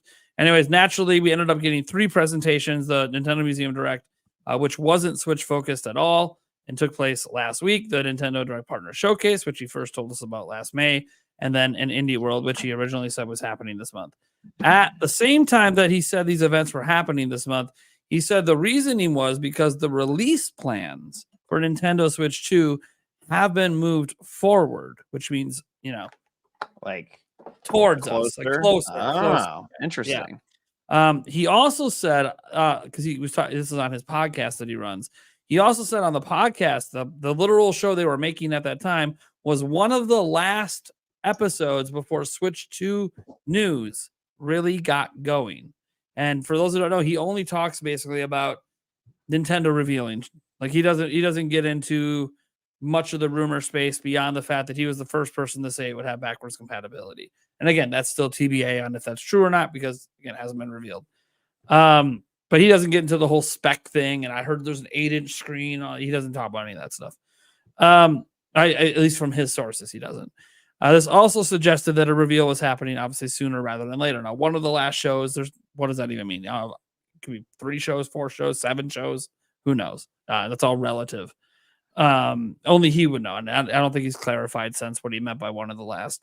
Now, the big thing is that September is basically cleared out entirely. And with Brazil getting everything correct, it sure seems like the Nintendo Switch 2 reveal could be happening next month. A big thing to remember here is it has now come out that the Echoes of Wisdom and Jamboree media previews are going to be happening the first week of September. The reviews for Echoes of Wisdom will probably be the week it comes out. So that, I don't think anyone thinks the Switch 2 would be revealed that week. Anyways, the week of Echoes of Wisdom. And yeah, there's an iPhone event and a PS5 Pro getting revealed at some point. I don't know if Nintendo really cares about those events. Got really nothing to do with them because their product's not coming out this year. So it's kind of irrelevant for them. But unless it is coming out this year, I guess we technically don't know 100% for sure, but I doubt it. Yeah, that'd be absolutely wild if they announce it and it's a holiday drop. And I'm like, oh shit, well, why did you ever think you were selling 13 million Switches if you're releasing it this holiday? Yeah. That being said, it's probably not, right? Like we already know Nintendo already put out there that they're having an announcement about the successor by the end of the fiscal year. So by March at the latest, they were going to say something. But this obviously is all about like, do you think that the September thing might happen, or is it going to be a little bit later this year? Will it not be at all this year? If there's any reasons for or against beyond what Pedro Henrique has said, because basically, if you take Pedro Henrique at face value, he never said September, but he said it was noteworthy that Nintendo moved their September presentations to now. I have seen some people out there mentioning that, oh, well, they'll still do a direct. And I'm like, look, we would not have got a partner showcase if there was a general direct coming. Yeah, agreed. Those games would have been in the general direct. Agreed. Like they put third-party games in the general direct. Like there's no reason to have a partner showcase if a general direct is coming. So, this is like the big thing. What do you guys think? Let's start with Vlam. Like what are you thinking here? So I know before we got started, before all that information you just gave me, because I hadn't followed it that closely. The last thing I had heard was we weren't going to get hardware in our hands until after April or May at the latest. Earliest, excuse me, at the earliest. So my bet would have been we get a February or March announcement, and then we get a console in our hands August or September of 25 calendar year. And I still think I'm going to stick to that, because even announcing a Switch 2 next month still galvanizes a lot of that target Switch original sales numbers. I don't know. For me, it doesn't make any sense sales wise. I think it's just it would be it would be too galvanizing, I feel like. But would it be cool? Would it be hype as hell? Well, yeah, I mean, we all want it to be revealed. I would love it. Not a question if we want it. Like, yeah, of course we do. Well, and I just hope if it is happening, I'm like, there's like a week there's the second week of September where I'm up in the air on a Tuesday, like literally through most of the day. I guess if it's going to happen, it'll probably happen at like 9 a.m. But anyways, and then another day on a Thursday, which is, they usually like to do Tuesdays and Thursdays, where I'm in an all day like IRL work meeting. So I'm like, pray it doesn't happen then. I'm like, no, I can't not miss the reveal. I can't not be there.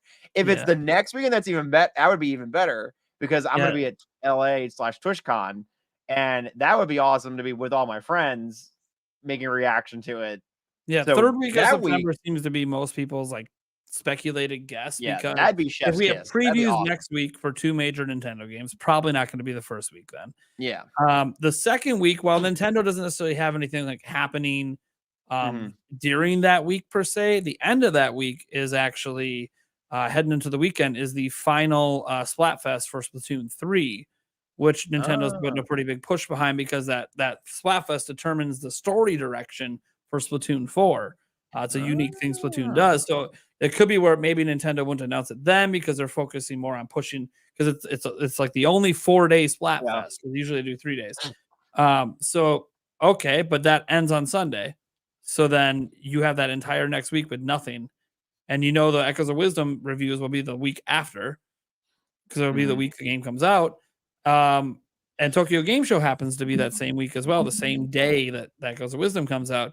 So if third parties want to talk about their games, well, then you would do it before Tokyo Game Show. So the third week of September, the third week seems to be like that's like the week that people like are the 16th, the 15th through the 21st. Yeah. And Nintendo has the Nintendo Museum opening on October 2nd. If there's going to be any Switch 2 stuff in that, then you got to reveal before. You could even tease and show the system off at there, and all of a sudden people go to the museum and they're taking pictures and sharing it all over. That would be wild. That would be crazy. They have like a display in there. Oh my gosh. So like there's some people that think they could tie it to that for marketing purposes. And you throw on like you might go, man, that's wild. But Nintendo has said, Furukawa has stated that behind the scenes, like they are devoted to Switch 2 behind the scenes, the Switch successor. Like this is like the biggest thing they're working on behind the scenes to get right. And they have even said that they would be willing to take, current year losses if it means future corporate gain. Now, does that mean that they don't want to sell 13.5 million Switchers? Of course they do. But Furukawa also, when he made that projection, he noted, I don't think we're going to sell 13.5 million Switches, but it is a goal. And we like to have goals. It's like, oh, why do you think you're not going to sell that many? Is it because you're going to announce the system? Maybe. Also, it could just be because I've had a little pushback on the narrative that it's going to hurt the holiday sales that much. I don't think anyone planning to buy a Switch in year 8 is even going to know this thing's coming. Yeah, I was talking to my friends who were they're like into gaming, but they're air quotes normies about it. Like they're not obsessed with it like we are, and don't keep up with it like content creators do, right? And I talked to them. I said something about because Switch 2 is coming, and they were like, no, I don't know that. Yeah. They're like, what? What do you mean Switch? What's a Switch 2? And I'm like, oh, wait, I'm just way too obsessed. Yeah, like we're really dialed online. Nintendo's technically already announced the system is coming. Yeah. They publicly said we have an announcement about the Nintendo Switch successor this fiscal year. Yeah. It's like, okay. And then every single like direct and anything. Oh, hey, we will not have Switch successor news at it. We're repeating it again on social media. So they keep bringing it up. So it's kind of like even the reveal trailer, if you're not plugged in, if Nintendo's not running commercials and they're not putting ads in stores or ads on Amazon and all these other places that people are visiting casually, they're not, I don't think most of the audience that's thinking about buying a Switch this holiday is even really going to know much about it. What's getting me then is like, what's your marketing strategy after so let's assume it is that third week of September, right? Sure. So we get it and we see the specs and everything else. They probably want specs there. Yeah, we see enough of it is what I'm trying to get to. Yeah. And I'm trying to think, unless the Switch 2 is like, it makes me think that the Switch 2 is more iterative than because like if it's not like if it is something completely different, I don't see how you market that going into the next year successfully. I mean, I guess because or how do you keep the hype up for it going into the next, you know what I'm saying?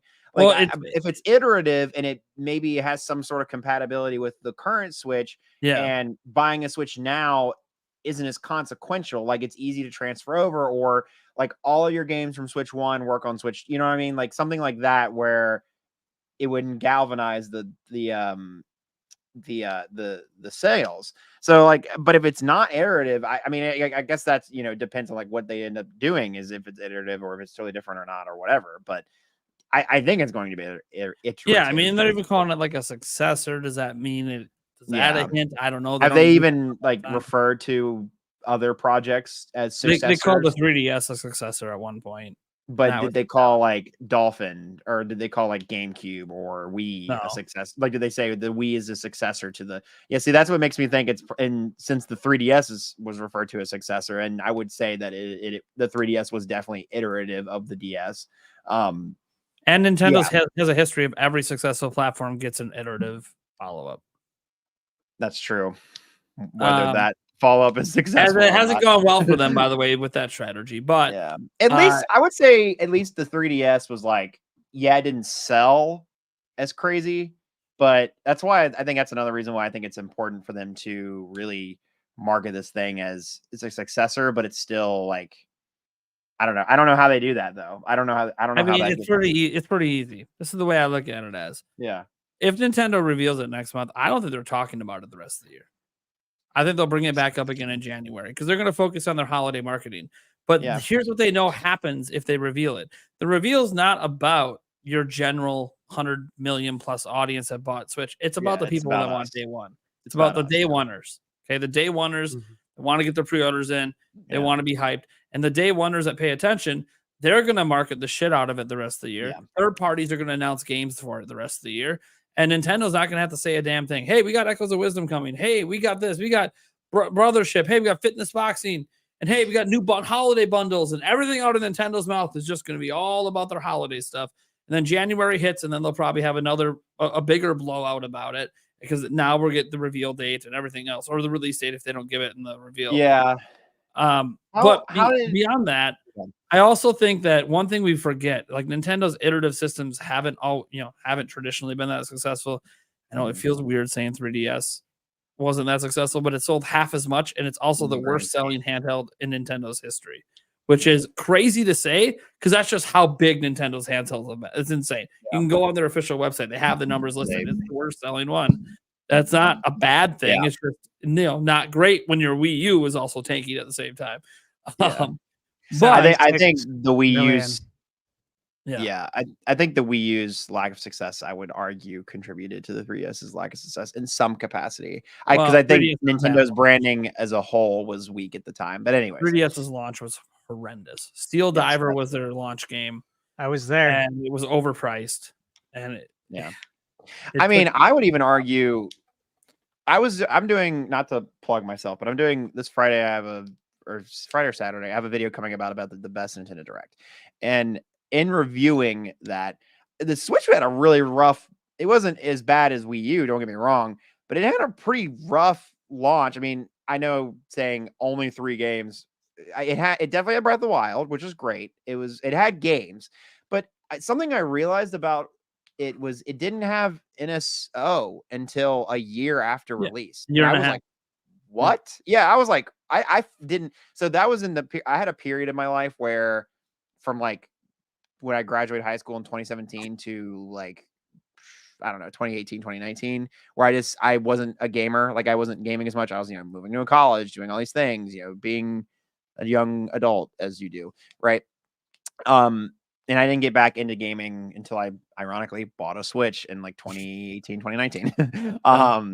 But I wasn't there for the launch of the Switch is what I'm trying to get to. You weren't there for Reggie's promises on what NSO was supposed to be, and it's not. Nope. I unfortunately it's like that one bit of, because I was there for Wii U, I was there for Wii, I grew up with everything. My first console was an N64. Like I was all there for all of that. And then it's just like that one little bit of Nintendo history and marketing that I wasn't there for was the launch of the Switch, which is crazy because it ends up being the most successful Nintendo console of all time, right?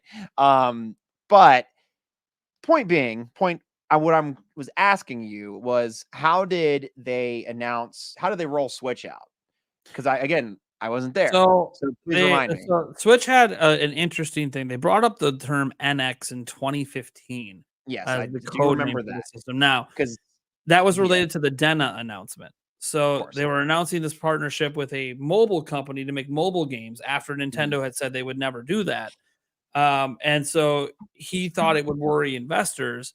Iwata did. So they just said, don't worry, we have a next generation system coming called NX, codename NX.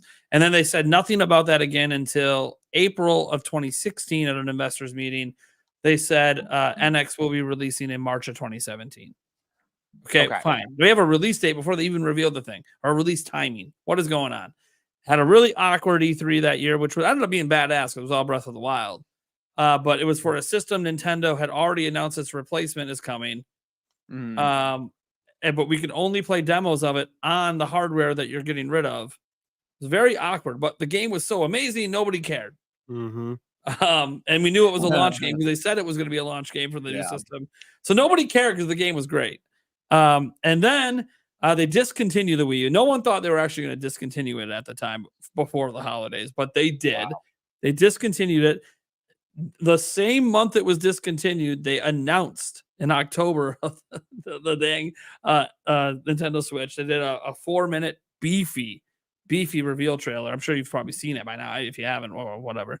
And the reveal trailer was brilliant. It perfectly conveyed every selling point for the system, including the fact that it has big third-party games. You had your NBA 2K on there. You had your Skyrim on there. You know, you had unique ideas like the 1-2 switch, which looked like a total Nintendo thing to do. Turned out, maybe it wasn't the greatest of games, but it still was pretty neat. And then obviously they started it with Breath of the Wild. They started it with the showstopper. Like the guy walking up to the TV, he's just playing it on his TV and you don't think anything's going on. And his dog wants to go outside and go on a walk or go to the bathroom. And the moment he took his controllers off and clicked it on the side and picked it up and the game just kept going while he walked out, everyone watching was like, holy shit. Yeah. It was a goosebumps moment. What just happened? Yeah, that's pretty sick. That's awesome. It was one of the coolest reveals ever. Anyways, it makes me so sad I wasn't there for that. They blew it out in January. Obviously released it on March 3rd. The blowout was kind of interesting. That's why I think the blowout was an in-person event. Are they going to do another in-person event for a blowout? I don't know. I think it's kind of cool, but I love the in-person events. I hope so. So I guess another question. I'm sure they'll do something they did something in person at. I think there will be a big. I'm sure there'll be some because there'll be some AR feature or some like thing about it where they're going to want to show it on stage, like show it live happening. So it'll probably host it in Japan and everything. But I guess to build off of that, then. So, what was my thought? I'm so sorry. It's lost it. For this reveal, I'm back. How the rumor of getting hardware in hands by no earlier than April, May, how true do you think that is? How much could be? Here's the thing, like the original supposed internal delays were saying basically March at the earliest. So at the earliest means it could be a few months after that. But then you have PH Brazil saying they moved plans up. So does that mean that it's now coming out in March? And he's been pretty firm on March this whole time. And if he's correct, cool, it's coming in March. Like, you're going to start marketing this thing soon. You're not just going to do it. Yeah, I guess the rumors I heard are definitely older than the PH Brazil. Well, because the stuff about it coming April, May, or June is actually pretty fresh. That's new. Yeah. It just that came out and Brazil just didn't budge. He's like, I don't know what they're hearing. This is what I heard, so it is what it is. But like even if it's like April, May, or June, that's not that far after March. It could conceivably mean you don't reveal it till January, sure. But like they've already announced they're basically revealing the system at some point before by March. So I kind of look at it like obviously selfishly I want Switch 2 revealed today. Yeah, that was sick for sure. But I also look at it logically where Nintendo has a marketing plan, and if everything's really about what's next, then they need to really focus in on making sure they nail every little aspect about that marketing plan. And I do think that if you tease it this year, that's all you gotta do. We're just talking about a teaser trailer, guys. I don't know. Like the thing is, backwards compatibility announced. Boom, people are still going to buy games this holiday. No problem with holiday game sales. You show things like, oh hey, like when we show new iPhones, here's this cool new thing that's going to make you want it. All you have to do is tease, because the thing is, Nintendo has something going for them right now they've never had in company history. And they're the only company that I think in boldface actually say this and mean it. They truly have believed, this is especially under Iwata, games sell systems. Nintendo has published a game every single month of Nintendo Switch's life. Some of it was remakes, remasters, and ports. Doesn't matter. Every month there was a Nintendo published game coming out on average. Listen, we all deleted TikTok and repost. We get it. It happens. So like the point is that all of Nintendo's games are going to be going to this system. And people underestimate how much that matters, because yeah, maybe you play it on PC with an emulator, but there's no native release.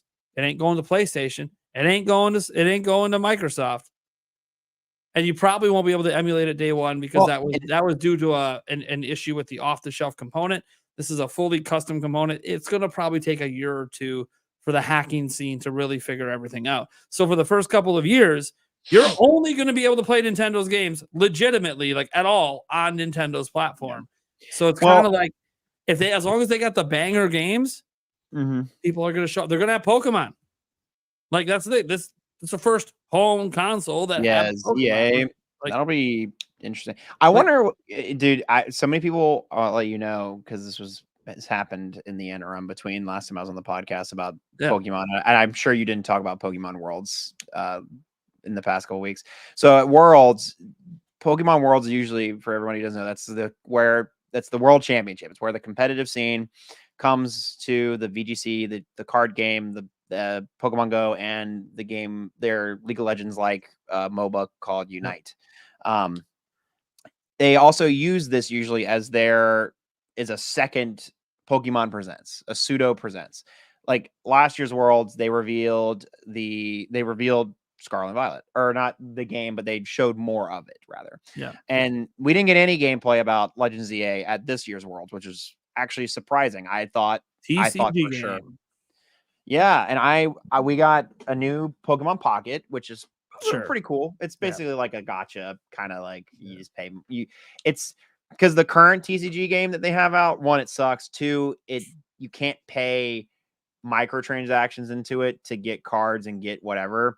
So this is their way of like, you get a quick form of it, and then you can pay directly into the. Hey, we've got a way to make money. Another way to make money. Two, it was surprising we didn't get any ZA news. So it makes me think I think we're gonna get. Well, I know now we're not getting Metroid as a launch title. I mean, we might get it as like it might be like Breath of the Wild, where it was like it's like a cross gen. Like we might get it on both. So something like that. I could see that happening. I could see it being like a cross-gen launch day type thing.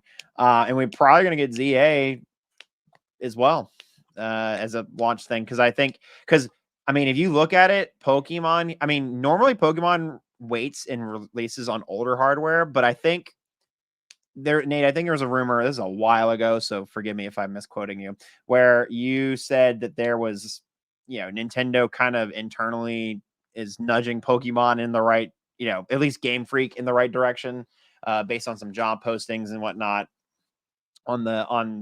for Game Freak. If that's true, if that holds true, at least in my theory, this is a theory, not a rumor. Don't take me, take it with a grain of salt. I think I could definitely see Nintendo using Pokemon as a console seller, because, oh my God, that is a way to sell some motherfucking consoles. That is a way to push some units, is to put a Pokemon game on your system. So this is just a personal opinion of mine. Sure. I think the fact that when Scarlet and Violet came out, the Nintendo had to make a public apology statement because of the bugs and performance issues. I think, it sold a lot, but it embarrassed Nintendo. I agree with you. And Nintendo is a very traditional Japanese company that doesn't like to be embarrassed by something that was out of their control. And because they do have some power with Pokemon, they do. They like, I know they've been very hands off, but I think that was like the straw that broke the camel's back. Yeah. Hey, maybe we can't be so hands off anymore. Maybe we need to get in there and tell them, look, you are representing our company with 20 plus million exclusive selling games. Yep. This ain't getting overlooked anymore, because you're on home console now. And Mhm. no one's bitching Well- that the graphics aren't great. It's not that; it's the bugs in performance. So we need the to the basic core gameplay loop of Scarlet and Violet is bad. And I think I'm hopeful, not to again make it around Pokemon, but to build off of your point, Nate, of the fact that I think that Nintendo is definitely, I think they're at least nudging, probably in more reality, strong arming the not Pokemon company, excuse me, Game Freak, into producing a better game, because again, the fact that we got zero news about it is pretty hopeful of that theory, because it makes me think, oh, we're probably not, because if the cycle was going the way they've been going, we should have a ZA game this January, and I just don't think that's happening. What are we Sorry. giggling at? No, go ahead. So I saw this comment in the live chat where Joyce J, one of our moderators, said we're on season 2, episode 18. I'm gonna be fine. I'm like, what is she talking about? This Brock guy, I'll just show it quick. Nintendo Prime, y'all are stupid for thinking the stream won't get nuked by Nintendo's legal team. For what? I have no inside information. What are we talking about? Well, I was reading that Did they too, give- and I'm like, did they give money for that what? one, or is that Yeah, just a I'm random- like, wait a second. No, they did. They didn't give money for that one. It's just that's what the chat was talking about. This Brock guy came in and thinks the legal team's going to come after gamers for talking. I'm not even the source of anything. Dude, if you saw the look on, if anyone in chat saw the look on my face, that was why. Because I was reading this and I'm like, what? For what? That's so What? funny. For That's what? Because so I talked funny. about somebody else who put things out there and was right. I What do know. you for 'Cause we're speculating? speculating? For coming next month. Yeah, A review that's next month. so funny. Man, if that's the case, Wow. my channel should have been canceled Oh, 3 years man. ago, man. Yeah. Anyways, I have Nintendo in my channel's name and they That's haven't very come much- after me. That is very much also true. Like I said, you probably wouldn't have even been able to start. Look, wait, Yeah. wait till he finds out I get sent review copies, including one of Emio. So okay, well, I'll take the devil's advocate prediction here. I know me and Nate have been kind of going back and forth, but I'll take the devil's advocate prediction here. I'm still going to stand firm on my March late summer, early fall March or I'll say this. I'll say late winter announcement, late winter, early spring, and then we get a console in our hands by August, September next year. I'll just stand on that. All And right. I don't know what bet I have to what I have to wager against that for my prediction, but that's just where I'm at. I mean, it'd be Well, really awesome, but that's You're what I'm more gonna than say. welcome to get in on a bet I made personally with my audience. Okay. Well, what was that Oh bet? boy. I bet the hot chip challenge to them it would be revealed next month. Oh my god. So if it's So- not, I have to do it. But if you want to get in on that bet and take the other angle, So if it it won't- is, I have to do the hot chip. yeah, if it is, you'd have to do it. Where do I even get a hot chip? Is it on Amazon? Yeah, well, make sure you can handle it first. It's pretty fucking spicy. I did the there's like nuts that have the same whatever on it. So I mean I can't handle it, but it'll be funny. Like it's not gonna like harm me, if that makes sense. Like I've done the crazy spicy, like Okay. it had Well, there are it some had people like that several don't, and then they do thousand. the chip and they go to the hospital. It's like, look, you have to No, I know you don't can believe- handle a high spice even if you don't Yeah. like it. Yeah. I think I'd be fine. I've done like I did a nut one. Again, it was like almonds covered with it, and it had like several hundred of thousands of caps. I'm just capsaicin throwing out there in it. since you were like, you don't So- have to take the bet. I couldn't get Andres to take a bet with it. And here's the thing. I will warn. I've See, done I'm more 2 monetary. hot chip challenge bets in my lifetime on the channel, and I won them both. I beat Eric. Mm, He had to do one on stream. He had to See? do a fail one. That sucked. Yeah. And then I'm a I bit won more- a bet with my audience when I said Nintendo Direct was happening this week before it was announced. I said it's happening, and if it doesn't, I'll do the hot chip. Within 14 hours, Nintendo announced it, so it's kind of funny. But you don't have to. I'm doing it regardless. Like the bet's Yeah. already made. It's just, do you want to get in on the I'm act? more of a man of monetary value. Well, you would have What- loved the bet. See, here's the thing: you can turn the hot chip into a monetary value. It's an Mhm, mhm. entertaining live stream. That's true. That's I the meant thing. more of That's the way I also go at it too. It's like, dude, if I have to do it, one, it's gonna fucking suck, but we're gonna have one hell of a live. We're Oh gonna have yeah, one it'll make hell great. of a It'll fucking make a live great stream with it. clip. Yeah, clip farm. That's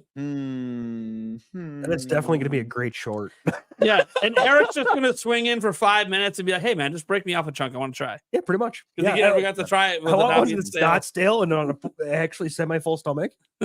Yeah, not empty. Oh god, that was After that days was of also- live streaming, yeah. empty stomach. It was not the Oh my gosh! What if Yeah, we wager a piece of our backgrounds? That's more Ooh, creative. a I piece feel of like. our background. Yeah, he wants to Yeah. go with it. He wants your YouTube. No, that's not what. I That'd be so funny. I can buy No, a I Nova wouldn't do one, but that. I'd rather not. No, I wouldn't do that. So, That's the OG. yeah, no, I wouldn't. I'd be like, wow, fucker. congratulations. Thanks, guys. You No. might be like, God damn, that didn't turn that into my. I'm auctioning off Nintendo Prime's play button tonight. Listen, I just hit 1,000, so I'm not. I'm not that greedy. With How confident are you, Nate? Put it on the law. I must say, right? What is pretty unique here, Nate? I'll let you take a gander. You pick something. So here's what I'll do. We'll do one item for our backgrounds. If Switch is announced next month, you can take the item of your choice, and I'll do vice versa minus your play button because that feels wrong to have anyways. There. Let me see. There you go. So I have a lot of plushies. You have a lot of up there. plushies. Yeah, so there's a ton, like a metric fuck ton. Here, you're gonna go mobile. Oh, see, if that Charmander would have been a giant Charizard, I would have been like, oh shit. No, it's a Charmander. All right, I like Charizard. Trying There's to see a if I can shit scope ton of- anything good for you. I know. Like, I should be asking Thunder Steve. He'll Yeah, scope it there better than me. are. So the frame, I will not give the whole frame. You can take, but you could pick one card in the frame if you would like. I'll give you that much. But and then Are so those then graded? No, none of them are rated, but they're all in they're well taken care of. See, that's a money proposition there if it's graded. You could get them graded, like they're well taken care of cards. Is that Tears of the Kingdom Master Edition CIB It is a collector's edition. Yes, this is a CIB collector's edition. or sealed? It is opened. I've opened it. Okay, yeah, I haven't Okay. opened one, so Yeah. Okay. yeah. Not Oh, a bad no. thing, dude. Oh no. See, the cards are trying to leave you already. Oh, man. I'm like literally trying to look at this and figure this out. Is that a Wiimote underneath the question mark box on the right? Looks like a sorry. green Yeah, it looks like a Wiimote. Wiimote or something. Wait, hang on. Okay, sorry Is about that. is that a green Wiimote, Flam? Down Underneath the question mark? No, that is a Minecraft creeper. Okay, yeah, Yeah. yeah, I couldn't tell. It's Okay. a little blurry, so I have this Wii remote that's pretty cool though. I have a Mario Wii remote. oh, the Mario one. Yeah. It's a pretty good one. So Dude, I still have it a usually Wii. sits back here, but I used it. I should put it in my background. I don't know why I don't have the Wii in my background. Yeah. It's just sitting up there in a And bin. I have a lot of manga and anime, Pokemon card. I'll throw Psyduck in there. Why not? Psyduck. There's yeah, so a lot of plushies. There's the sitting cuties. There's a ton of small Pokemon. over See, there, everyone's and, coming up with things for you to take from me, but no one's thinking of anything Oh, for me to. God. I'm reading the chat. Everyone just wants you to take specific things from me. Well, Nobody's I giving me mean, I advice. will get that choice from you, but Yeah, I know. I'm letting I you. could be the biggest dick ever and Oh, just say no. take one of the shelves. That. Oh my god, the shelf itself. You just get a regular shelf, but then I have to. Wait, that's really funny. That would be really funny. You'd have to put everything on the floor. God damn it. I don't want your stuff. I want your shelves. I want you to suffer. All right, I have a pretty good one. I think I'm going to propose to you. I Okay. feel like it's pretty. Yeah, it's just because your background's so blurry, I can't tell. Let's see. I this. have this break in case of emergency zapper in frame glass, Oh, that's sick. and it Very has nice. little bullet bills. If Nintendo Switch 2 is teased next month, this will be yours. That's really cool. I like that. I feel like Maybe- it's maybe pretty. is it a real zapper in there or just a? No, it's like a paper whatever, but it's a Oh. nice, it's I pretty was nice. gonna Like the say, 'cause frame if is it really was, nice I could see quality. myself on live stream one day going, "Shit, it's an emergency. I'm gonna break the glass," and then I'll literally No, break it. And then that's it's fake, not. but it's That's a fake. cool art piece. I risk the shards of glass for fake. Yeah. It is Or cool. I can- It is cool. Yeah, and then I That don't is know what cool. I would take from your background. What does your chat say? I guess the Dude, the chat, the Nintendo chat's got Prime- lots of ideas. the neon Nintendo Prime would be really funny. I would You know, just that's two separate things, right? That it's not actually one. It's not actually one sign. I would just signs. take the Nintendo part then. I mean, People would start thinking that I'm Logan Paul or some shit. oh god, yeah. Prime Prime energy drinks. energy drink. What What am I worried about? I'm gonna win, so it doesn't really matter. So it's just what do I want? That's you're all that gonna matters. win? You know? You're that confident? That's crazy. I'm pretty Take confident. that I don't 30 have a pack choice. of Miller Lite. Wait, what's that Kirby down there? What? There's like a Kirby thing down there, the bottom left, by the next to the left of the Miller Lite. What is that? Oh, the Shy Guy? That's a shy guy. No. The left. It's Oh, your yeah. right, my left, I guess. Oh, it's Oh yeah, what is that? Is that King like K. a Rool? box. Are you talking about the painting of the Poe thing? Here, I I'll think. I have no it's idea. below, Eric's it's gonna below walk the over tier, and be it's a below the presenter. Tears of the Kingdom Switch. What is that? get this. I did this. Yeah, that. What is that? Yeah, what is that? That's one of the Poe sisters from Ocarina of Time. Ah, Oh, I see it now. Okay, that's a cool art piece too. Wait, Yeah, that is cool. did Yeah, someone I make? got, Did, I like, got a did, few a, cool things. did Most a of fan it's make not that for actually you, out, or it's because I don't want to in the take back something like room, a but- fan? I don't want to take something like a fan made for you. Is that like a fan piece, or you That's just from buy that? Etsy. It's from You just Etsy. buy it from Etsy? They sent it to me a long time ago. Oh, okay. Shy Yeah, Guy but is I pretty- can't get that one away. It's got mold on the inside. I literally wouldn't let you take that. It's got mold. Oh, the Shy Guy is. Yeah, it was actually a giveaway item that I'm replacing Mm. from Prime Gaming Fest because my basement flooded. But Oh no! I'm like, you know what? Look, it's my mold. It's probably already in my walls. I- Whatever. I like that painting. That painting's really cool. I think painting for painting, art piece for art piece. I feel like that's a pretty. That's what you fair- want to do. fair All shake. right. I feel like it's a pretty all fair right. I shake. see that, and that doesn't even hurt. That's all right. What's he doing? That's Yeah. all right. I mean, The by the pa- way, the art- guys, this doesn't replace my hot chip bet I have with my whole audience. Yeah, this is a different. This is separate. I just thought it'd be This is fun. to separate. Throw This a is wager separate. in there. Yeah, all right. We made this a pretty easy What way. did you decide on? It doesn't matter. So I'm getting the The little painting, Anime the Dapper painting thing. that you just Oh, showed the me. painting? The, The break the it. Poe. Yeah, Yeah. it don't matter. He's not getting that. I'm gonna get. I'm gonna get the new edition that put on the wall below the controller. It's all right. Better not. Nah, I'm ready. I would Watch it be. What by the if, way, what if it was I'm like really the first glad week you of didn't October? choose- That'd be really I'm funny. really glad you didn't choose the controller neon light because that would have been a very hard conversation with my parents. So remember this thing you bought me a month ago to show support for my job for the first time in my life? I lost it in a bet. I really wanted the Nintendo part of the neon sign, but I thought that'd be too big of an ask. Bye. Yeah. Oh man. or all right. or his Xbox Series X. Yeah, Xbox Series That X would have is been crazy. killing No, it. I wouldn't do that. Like, if he asked I for would like have the been Nintendo like, motherfucker, 64, a whole shelf of all the stuff on it. If we're going that deep. yeah, I wouldn't have done that. I might have asked for the fridge, but I wouldn't have asked for the actual. Fridge. Oh, Oh my that god, would be the fridge would have been more expensive to get to you than the. Oh, the- God, That's right? true. How heavy it is. I would have been Oh, like, boy. dude, I'll just send you one from Amazon. Goddamn. Right. I will say in that frame there are like a couple $100 cards, so you did miss out on that. So, but I guess we're going painting. We're going art for I art. wouldn't even known the so, values. I would have just been like, chat which one because I don't know. I don't know shit. Yeah, there's a all lot right, of all right. Rainbow Rays. They don't even make them anymore, so that's why We I got to like get the them. thoughts from Thunderstash and Eric Moore on this Yeah, shit. sorry. What the fuck's going on with Switch 2? What are we doing? For me, I do it's have a hard just cutoff at 11:45. By the way, I just wanted to. That's put that fine. there. Eric just wants it. I just want it. That's all I can add. Every day I want it. That's the day I need it. Steve, great song. Great song. Yeah.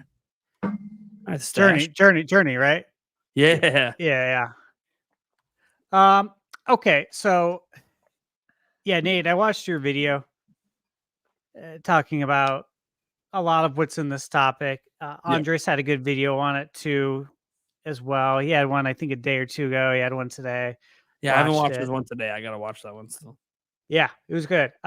He brought up a lot of good points, and with all that, with the rumors, with the Twitter stuff, I really do believe that it's going to be revealed in September. And again, never have we had back-to-back directs. Why would you do that?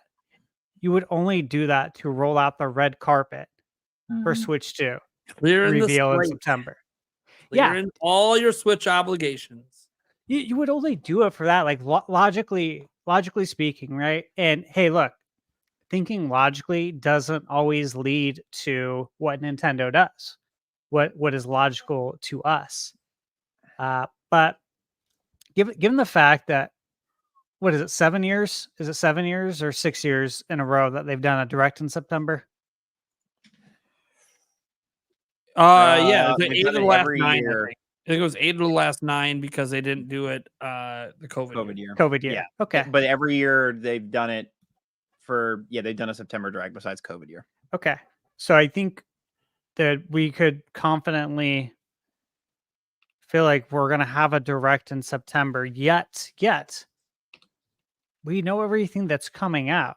We know all the games that are coming out from Nintendo up until January. We know all the third-party games that are coming out into 2025. What would there be to talk about? Only Switch 2, because the slate is clean. Like there's nothing else to talk about. I mean, they might still have some games in the chamber for They Switch. might, yeah, they might have Um, like Metroid Prime 2, 3, right? Yeah, like yeah. I expect that. I don't Sure. expect Twilight and Wind Waker. I don't think they have to talk about them this year. That's what I'm saying. I'm not saying they don't have any games left, guys. I know they have games left for Switch 1, and I think they're going to continue to support it for a couple of years. They'd be silly not to with that install base. And the fact, again, Infovland, we talked about this, I think, maybe a week or two ago. But when it comes to console sales, right? Yeah. You make the least amount of money on the hardware. Yeah, that's true. Sony sells at a loss usually. Microsoft usually sells at a loss. Nintendo's the only company that operates at a profit, even if it's 1 penny. And sometimes it's really close to that. They make all their money on the software. So you do the teaser. In the teaser, you let everybody know that, yeah, this baby's backwards compatible, which I completely expect it to be. Okay. So if you make the most money on software, that means people are they're gonna buy Switch games like there's no tomorrow because they know it's going to work on Switch 2. And again, I don't think this market, like the people that are buying Switch 1 they're gonna buy the Switch 1 regardless. They don't know about what's going on. They're not in the scene like we are right now, and like our chat is. They're not into it like we are. Like if you think about it, and I've mentioned this before, but the Switch came out in 2017. Some of these kids are going to be 7 years old. This is going to be their first Switch console. They could have been born when it came out, and now they're 7. This is their first video game console. So there's a market for it still. In the back pocket, we still got the price drops. That's a whole nother story. But Sure. I don't think talking about the Switch 2 undercuts anything. And I think if they do talk about it, it can increase the software sales, which in turn increases the net profit, which is a win-win. Everybody's happy. And everyone can go into the holiday season knowing that, hey, Nintendo does have another console on the way. But hey, guess what? All my games are going to work on it. So that's great. So I think that solves that. And I feel good about that. September, I do feel really good about for all the reasons that Nate's mentioned in his videos as well. And the fact that it's a completely clean slate for us. Now, as far as like when this console is going to come out, I still lean in towards the March, April because it worked already. And I don't think it's beneficial for Nintendo to release a console to launch one in the fall so close to the holiday because you need those to be spread out. You need to release it like they're hopefully going to do in Q1, and you get the big launch sales and you get the free word of mouth advertising from us, from YouTube, from Reddit, everywhere for the whole year. And then you get into the holiday season and you get another big boom. So you get two big booms in essentially one fiscal year, which is going to be huge. And I still believe, I really do, that the Switch 2 was supposed to come out this year. I will always believe that. I do believe it was internally delayed. So I don't expect it to go from it was supposed to come out this year to almost 9 months later, 12 months later. I don't see that happening. There's so many reasons why. I could probably give more, but I'm not going to. But I really believe September is it. And you know what? It's funny. September 18th does sound like it could be like right around then. And we've talked about it before too, though, with Tokyo 2019. Game Show, is that I think it's really important for developers to be able to talk about these projects that they've been working on. And if they were told that project's ready for the Switch 2 to launch in 2024, and now it's not, and now these developers can't talk about the projects that they're working on, and they have shareholders who are like, what are you working on? You know what I'm saying? I'm like there. So Nintendo, I feel like they have a good opportunity to do them a solid. Some of these companies there, like, hey, we're going to show it before so you guys can show games at Tokyo Game Show. Because I know we said that it was going to be coming out this year, but things happened. Whatever it is, whether it's Mario's not ready, who knows? But point is that they'd be doing third parties a solid, and you want to have a really good relationship with the third parties going into a new console life cycle, right? So there's a lot of reasons, and everything makes a lot of sense. So let's hope that's what happens. You've convinced me. I want to take my bet back. No, actually, 2 chicken for the hot chip is crazy. I've done it. I've done it already. It wasn't a chip. It was just a different form of consumable. It's different with the chip. It's different with the chip. They also update the chip every year. I don't know if that's a good thing or a bad thing. Update? What do you mean Update. update? Every year there's a spicier chip. And he's a fucking patch update? Like, what do you mean? Right? Well, I mean, it's a one-use thing, right? So, yeah. Oh, that's crazy. Eddie. Okay. No, you have to dip out, Anyways. man. Yeah, I got to dip. I mean, Yeah, I that's it all right. seems like We we're have pretty, the Q&A pretty, left, so. pretty much done here anyway. So, Yeah, we just have the Q&A left. So, it's all yeah. good. Well, let's just run the QA. I'll be all right. I'll be fine. All right. Fuck it. We have can lighting around Cartoon says 60 FPS footage in the partner show. Is that Switch 2 footage? I haven't watched all the deep analysis that happened on the showcase yesterday, where some people thought maybe there was some Switch 2 hints because certain games are seemingly running at things that Switch probably wouldn't be able to run them at. It also could just be it's not footage from Switch that was shown. Yeah. But there could be other reasons as well. That's the thing. I haven't watched all the videos that made the compelling argument that some Switch 2 stuff potentially might have been shown, especially for the 2025. Heard some of the 2025 games might not have actually been Switch footage, but we'll see on that. I don't know if there's much else to add for that. We have Alan Roby with $10. Said, I think they're going to talk about the successor in September, but show off on October 2nd in the museum to drawing crowds. That's his thoughts. Yeah, I think I brought that up during the top. I mean, You did, yes. And I brought it up last week. I said, what about on the That would go museum crazy. opening day? Yeah. That would go That's crazy. a good point. It's a good point. Like, I can't say I couldn't see it. I really could truly see that. Like, what a grand opening that would be, right? Yeah. Oh my god. Totally. I would be there that'd are be so things hype. I'd be so That envious would be of. so hype. God. We have Wink to Man for $2. He says, when do you think the OG Switch will be phased out? I mean, let's assume we get it in our hands March, right? We get our hands March, like we're saying, then probably a year or two after that. I Maybe think it will last through holiday 2026 and then get phased out after. Yeah, I think that's a reasonable. I think it's a very reasonable assumption. And at that point, how did 2026? It's going to be cheap as shit. It's Mhm. like discount barrel bin. Yeah, I agree. they're getting rid of the last of them.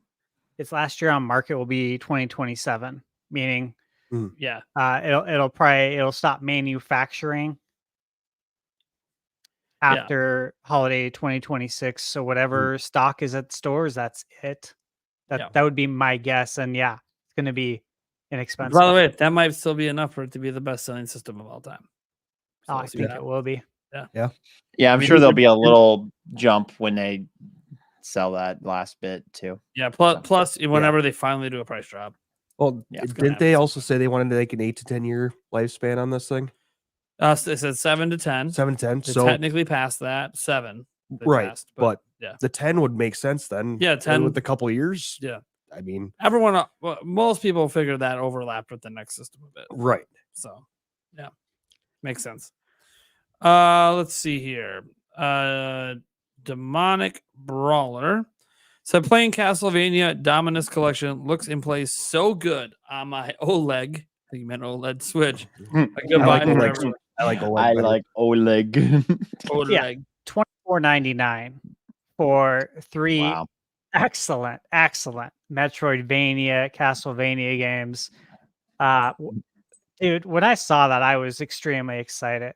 And these are very, very good games. I'm a huge Castlevania fan, obviously. And for $25, man, the value there is through the roof. Plus, you get Haunted Castle, the original, which honestly, I don't love the original. But you get the new one that they literally made for this collection, Haunted Castle Revisited. And I don't want to see any spoilers, right? But I've seen some stuff already that I've just caught in the side of my eye, right? Where people are like, dude, this game's freaking good. I'm like, oh my God, really? Wasn't expecting that. So very cool. Yeah. All right. Next up, Demonic Brawler says, I'm a day oneer, and I'm not sure if I believe all the rumors or not, but just a more powerful Switch with more third-party support. Sold! I mean, Amen. I think look, regardless of what they do, give us more power with more third-party. And by the way, more power equal Nintendo game look better. Let's go. Exactly. Sold. I'm sold right there. I'm not hard to sell. I'm a day oneer, so it's already not hard to sell. But like, dude, it ain't that complicated. Give me Nintendo games. I'm there. Oh, I can get some kick-ass there. Oh, GTA 6 is on there for some fucking reason. All right. Why not? Fuck yeah, I'm there. Let's go. Especially since Yulia just told me she's been playing GTA tonight and now she wants the new one next year. Please be on Switch too. Please be on Switch too. Yeah, makes a lot of sense. Boo Many. I know Thunderstash was already laughing at this one earlier. Auction off that stash. Oh wow. That's a crazy thing that's like his brand. That's like me undying my hair blonde at this point. Yeah, I couldn't do it. Dyed your hair blonde. I never really paid attention. What's that? Say it again. I never paid attention that you actually dyed your hair, but if I look close enough, I think if you look close enough, you tell at the roots a little bit. I'm gonna say how long have I been on this? Like, did I have the mustache when I first got on? You had the mustache. Oh yeah. Yeah, it was, you had the stash. Yeah, we've had a drastic change definitely for the better. Yeah. Oh, that's right, because I started doing this pod kind of halfway through when I had my own podcast, and then you had your own stuff going on. I remember now. Yeah. All right, Stash. What do you feel about auctioning off? I mean, I'm not going to. Yeah, really. Oh, really? I couldn't tell. I love the idea. I do. Maybe it had to be a big amount. Yeah, if there's a day you're gonna get rid of it anyways. That's true. That's basically what happened. He's like, he's sitting there like, yeah. What, when I'm dead? I mean, you can take it when I'm dead. I don't care then. Yeah, I just don't know if I'm ever gonna shave it. But I mean, if I did, it's not like it won't grow back. Yeah, but it could take a while to get to where it is now, though. Yeah, that's true. That's quite a manicured stash. I won't lie. You know what's funny? I don't do anything to manicure it. Really? Yeah, he's one of those au naturels that it's like, dude. Oh, you got the wax. I got my wax, but I mean, as far as trimming it, all that. His rides. Wow. Yeah. Very nice. Impressive. Nice. And it's only going to get better with age.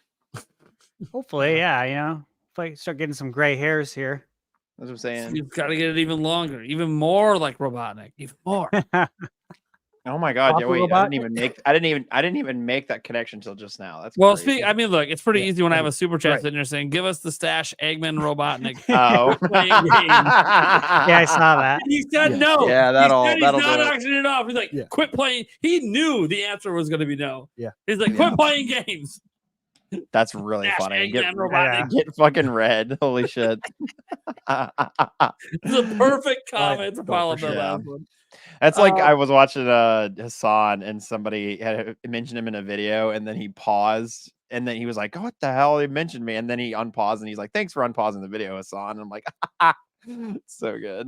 Now, this is the last question I think we have, unless we get some more super chats in here. Mobo Dojo saying, you work for Limited Run Games, are in charge of putting together the Castlevania Dominus Collection Ultimate Edition. What's going in it? I don't know. Everything. Everything. Every yeah. Castlevania Why not? ever. Why not? Yeah. Fuck it. Fuck it, Um, baby. YOLO. you know, the anniversary collection, like the one that was $175, the collector edition one, they put a Mhm. music box in there, and I thought that was really cool. Yeah. Because obviously the music in the Castlevania games is just iconic. But I think you could do something like that, but like with a twist, like make the music box like Dracula's coffin. I was thinking, like that would be cool, right? Yeah. By the way, it's You know, limited they- run game, so you're going to get it in like 3 years after you buy it. But I that's how Sure. long it takes. Like the legit. other thing, not just with Castlevania, but in games in general, when they do these soundtracks in the game, they really need to drop it on Spotify too. Like they just, I need to be able, I need to stop pulling these like secondhand video game playlists, and I don't know. I need this stuff on Spotify or on. I mean, I'm sure it's all on YouTube already, but you know There what I is mean. some companies put it on Spotify, but a lot don't. We're on Yeah. Spotify. This podcast is on Spotify, baby. Audio listeners, love you to death. Heck yeah. Have Growing you audience. have you guys been to overclockedremix.org? Yes. No. Okay. For them, if you like video game music, I've been going on this website for years. It's been around since the early 2000s. Yeah. OCremix.org. It's OCremix.org. video game music, and people Very nice. will remix it. Like, Ooh. and it's their own submissions. And let me tell you, man, you can find some of the coolest remixes. That like if you're into it, just check it out one Yeah, day. You can I find love tons it. of game music I'm- there. about to drop this I'll drop it in the YouTube chat and our private chat. There's this channel called Alf on YouTube who does mixes, but they're not like crazy. They're just enough. Like it's like you can still tell what the song. I don't know. It's like it mixes it just enough where it's like interesting, but it's not anything like super dubstep-ify. You know what I mean? He Yeah. has these I don't know their gender. I apologize. They have these like bangers, funky games. Their videos are great. I dropped it there. Let me drop it in the YouTube chat for chat as well. Chad, go check his channel out. Like actually, it's really cool. They have amazing music. Yeah. Anyways, there's a little. I literally these like the volume, funky game volumes and whatnot. All these volumes, they are on my stream playlist and they are always in the background. And it's Nice. all royalty free, whatever. Yeah. Anyways, sorry. I know super off topic, but Well, I want to just address one thing in the chat, but I have to clarify with you guys. Was 2016 a presidential election year? Yes. Yeah. correct. Yeah. Yes. Because Andrew Reynolds in the chat said, without bringing up the world events, and that's what he's talking about, the election. You really believe sometime in the next 2 months will really make sense? Like there isn't any other things going on in the news cycle. They revealed Switch during a presidential election. Also, presidential election takes place in the elections in November, not September, my friend. Not September So- or October. Also, and if you want to talk about, I'm very plugged into politics, so I apologize. No, If you want to talk about election news, both the DNC and the RNC are over, and the next thing isn't until the October surprise of whatever happens with whatever candidate. There's always an October surprise with elections. So, so like literally September is kind of like the lull in politics. and the whole world doesn't necessarily revolve around US's politics anyways. Yeah, exactly. This is an international reveal. But yeah, like products, is the new iPhone not being revealed and released next month because of course it is. Hey, PlayStation 5 Pro is coming out this holiday. Yeah, probably going to be revealed next month. Like, the world doesn't stop, guys, because there's an election going on. I know people put a lot of emphasis on politics. People don't stop buying shit because they got to go to the poll and vote, or their candidate wins or loses. Like, life moves on. Life exists after you cast your vote. You know, now, how it affects your life, definitely. Yeah. I mean, that's different, but it's just pointing out that like companies have never stopped because there's an election going on. It's just like there's never. I mean, it's not like a. It's not like they were releasing it this year. I know what Andrew's referring to. Yeah.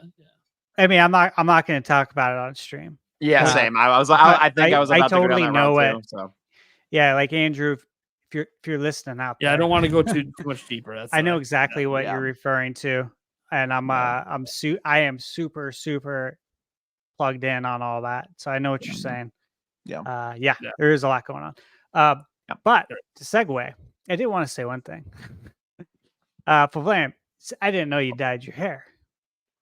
Oh, you never? Have I always worn hats on the pod recently? I knew it was that color, but I didn't know you did that.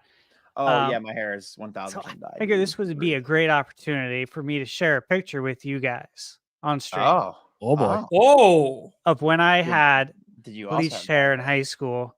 It's my senior picture, but it's a special picture. Great. This is an exclusive reveal, baby. Let's go. It is actually. So let me get to the present here, and you guys are in for a treat. Okay, this is 2003 around now, right?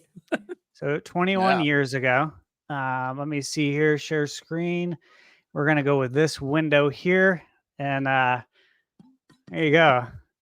Hold on. Wait, what photo is this? Holy crap! Oh my god, I gotta see this. Oh, man! This is senior year. Yeah, look at this, dude. I got the game collection, and look at that. Look, Castlevania right there. Right there.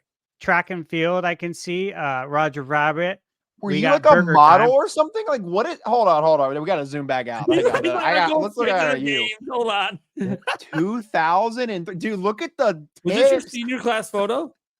Yeah. Bro's hitting him with It's I graduated 2 years after. So I walk into Jostin's. Okay, I see. To Jostin's photography place. You know, you've seen your picture, and it's the one where you get to take your fun one. And I got like duffel bags of Nintendo games. This is such an awesome pic. Like this fucks heavy. Oh my god. GBA right here. You would get so much fucking clout. Oh my god. I was like, no wonder he wants to show this. This is like baller territory. Yeah, this is sick as hell. Showing off all this amazing gaming collection shit. Even back in 2003. Hang on, there's a Twitter user. On top of that, he looks like a fucking Backstreet Boy. Right? Yeah. There's this Twitter user called Cake. It's something Cake. Hang on, I gotta find it. So little did we know, if he takes the glasses off, put some contacts in, shaves the beard, there's a fucking stud just staring right at us right now. Well, they always have glasses or a mustache. User who is obsessed with. Oh, there they are. I found them. You should always reply to this either, Twitter or users, like one of these Twitter users tweet right here with this picture next time that because they flex like all their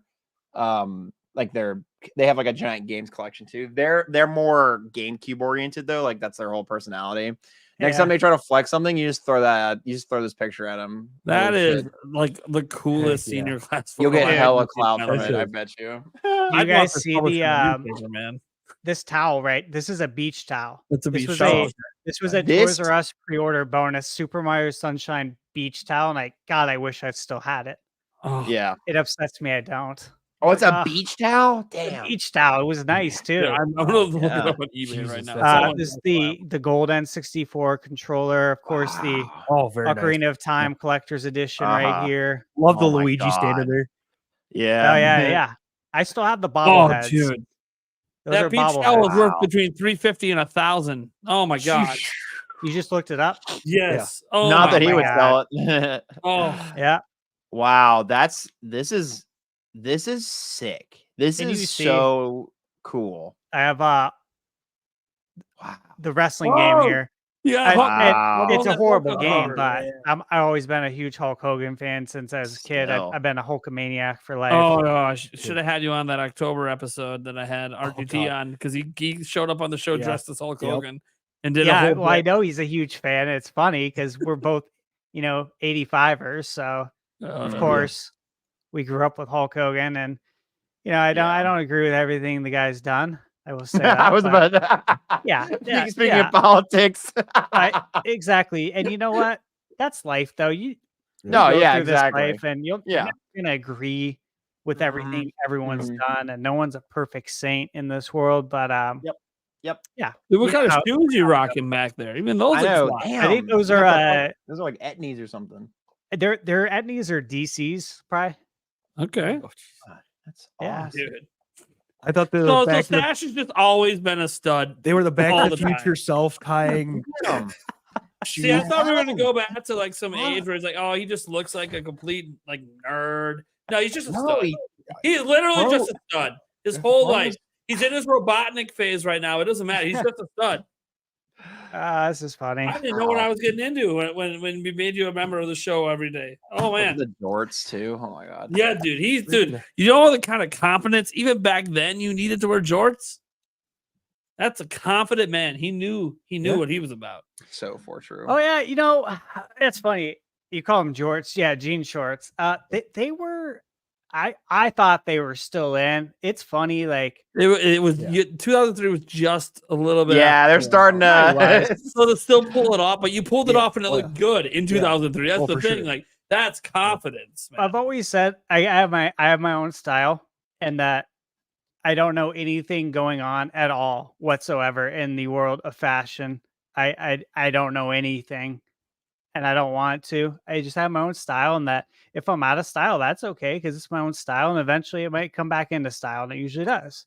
And I then I remember how find out, excited I someone got. tells me. I remember how excited I got with Jinko jeans, but I got them like 4 years after no one cared about them anymore. I came to school. I'm like, Oh, "Dude, classic. I'm so cool with the Jinko jeans. Like, what the fuck are you wearing that shit for? Get that off. I'm like, oh, wow. I wasn't allowed to. I wasn't allowed to wear Jinkos. Yeah, My Eric's mom camera would is not allow broken, it. by the way, guys. My phone probably died Yeah. because I've been busy all day. I haven't charged it because that's the camera he was on. Oh, my that's phone. right. Yeah. Yeah. Anyways, yeah. all right. Well, that's going to do it for the show. I don't think we have anything else going on unless for some reason Favlam wants me to click on this hoarder link. What are we doing? Oh, that was for Steve to reply to. That's. I was Oh, saying okay. he I'm should- like, he what the should- hell is this? I was saying he should reply to this person on Twitter sometime when he whenever they flex, because they flex their games a lot on Twitter. Yeah. Like that's their whole personality. I was like, you should reply to it and you'll get a whole bunch of followers, I'm sure. Dude, you dropped your Oh. 2003 grad pick. What? Yeah, that's what I was saying. Yeah. That's what I was saying. Like literally just reply sometime and be Dude, like, if "Yo, you look were, at this if shit." you drop that pick on socials, I'm gonna make that shit go viral. Oh yeah, that's gonna be we're gonna That's be so making you fucking pop viral. off on Nintendo I'm Twitter. gonna put Yeah. it in the dude. I'm gonna put it in the banner of the Nintenbyte Podcast Clips channel. Yes. I You totally gotta- would. I'm not ashamed of it. I love Well, that. you You're gonna have to gotta- find gotta wait, though. To make it fair, I gotta throw in senior photos of me and Eric as well in the banner. Oh god, yeah. That'd be funny. You also gotta wait till there's like a retro game or something announced for the direct, or like something along those. Or what you should have done, quote tweet the GameStop like announcing they're a retro store now. That's what should have happened, but that's I guess too late now. Oh, But right. anyways, Yeah, quote tweet him. I've always been a retro store. yeah, exactly. Yeah. That's good. That is good. Yeah. All right. Anywho, Yeah. So that's going to do it for episode 18 of the Nintenbyte Podcast. We'll go around the room quick and let people know what we got going on and where they can find us. Links to everything are down in the description as well. If you're listening to the audio version, sorry, I have been bad about putting links back to the video version, but I will do it this time. It's all good. Let's go ahead. Oh, by the way, if you're listening to the audio version and you're like, this podcast is too long, go watch the Nintenbyte Clips channel and just click on the topics you care about. You only want to hear Switch 2? Shit, we got a whole thing for that. You want to hear about the GameStop? We'll have a whole thing for that. Like, hey, it's all good. Let's start with our guest, Favlam. what up? I'm gonna be. No, I've started a new weekly segment. I know I've been here. I've started a new weekly segment every Thursday now called Nintendo in a Week on Twitch, and we do a video about it weekly as well. So if you want to hear about like, it's kind of like the podcast, but it's like I would describe it as more bite size and quick. Boom, boom, boom. I do quick bits news, and I do one case study topic that either is news or is just something I find interesting about Nintendo's history or just a Nintendo topic. So like the last week was when do we think Switch 2 is coming out based on previous, and also let's take a look back at other like every single console release from the Nintendo Switch. And then so this week I'm thinking of doing how Animal Crossing saved the world as like another, Animal Crossing New Horizons specifically. Stuff like that. But specifically subscribe to my YouTube channel because I'm putting content out like crazy now. I'm actually almost daily short form, 3 times a day, and weekly long form. I have a video coming out about the best Nintendo Direct next week, and I will be also I also have some reaction to the Direct and reaction to the Sonic trailer and everything else. So go check it out, please. Would appreciate. All right. Eric. According to my camera, I'm gonna just be here forever. So what would be actually really funny if I wore the same shirt next week and started in the same exact position, so it looks like I just never left. Just to remind Pavlam, you according to my calendar, you're on again next week. I am. According to my calendar. I don't know if you remember. I do. I have it in my calendar. Sorry. Okay. Yeah. Yeah. No, but checking. the rest of September is a wash. I might be able to make like the 20. Oh, hang on. Sorry.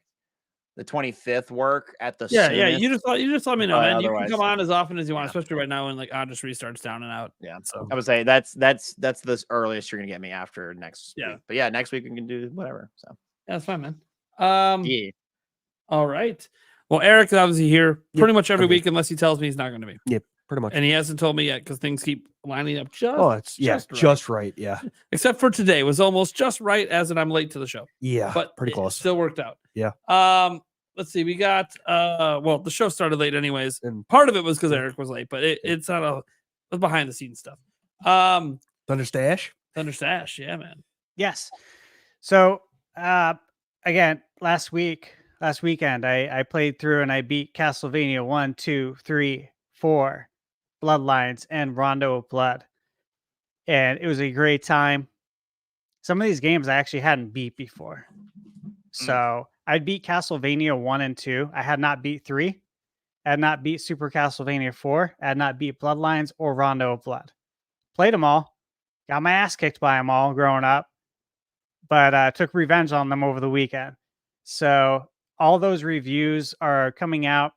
I'm posting Castlevania 1 tomorrow at 4, and I'm going to post a new review every other day. And then also look forward to a review of Iron Meat. That game comes out September 25th on all consoles and PC. And again, it's supposed to be very, let's say similar, but inspired by Contra. And so I'm very excited to check that out. And that's what I'm working out on right now. You know, besides that, I'm just on Switch 2 watch. Yeah. I think we all are just hoping and dreaming. All right.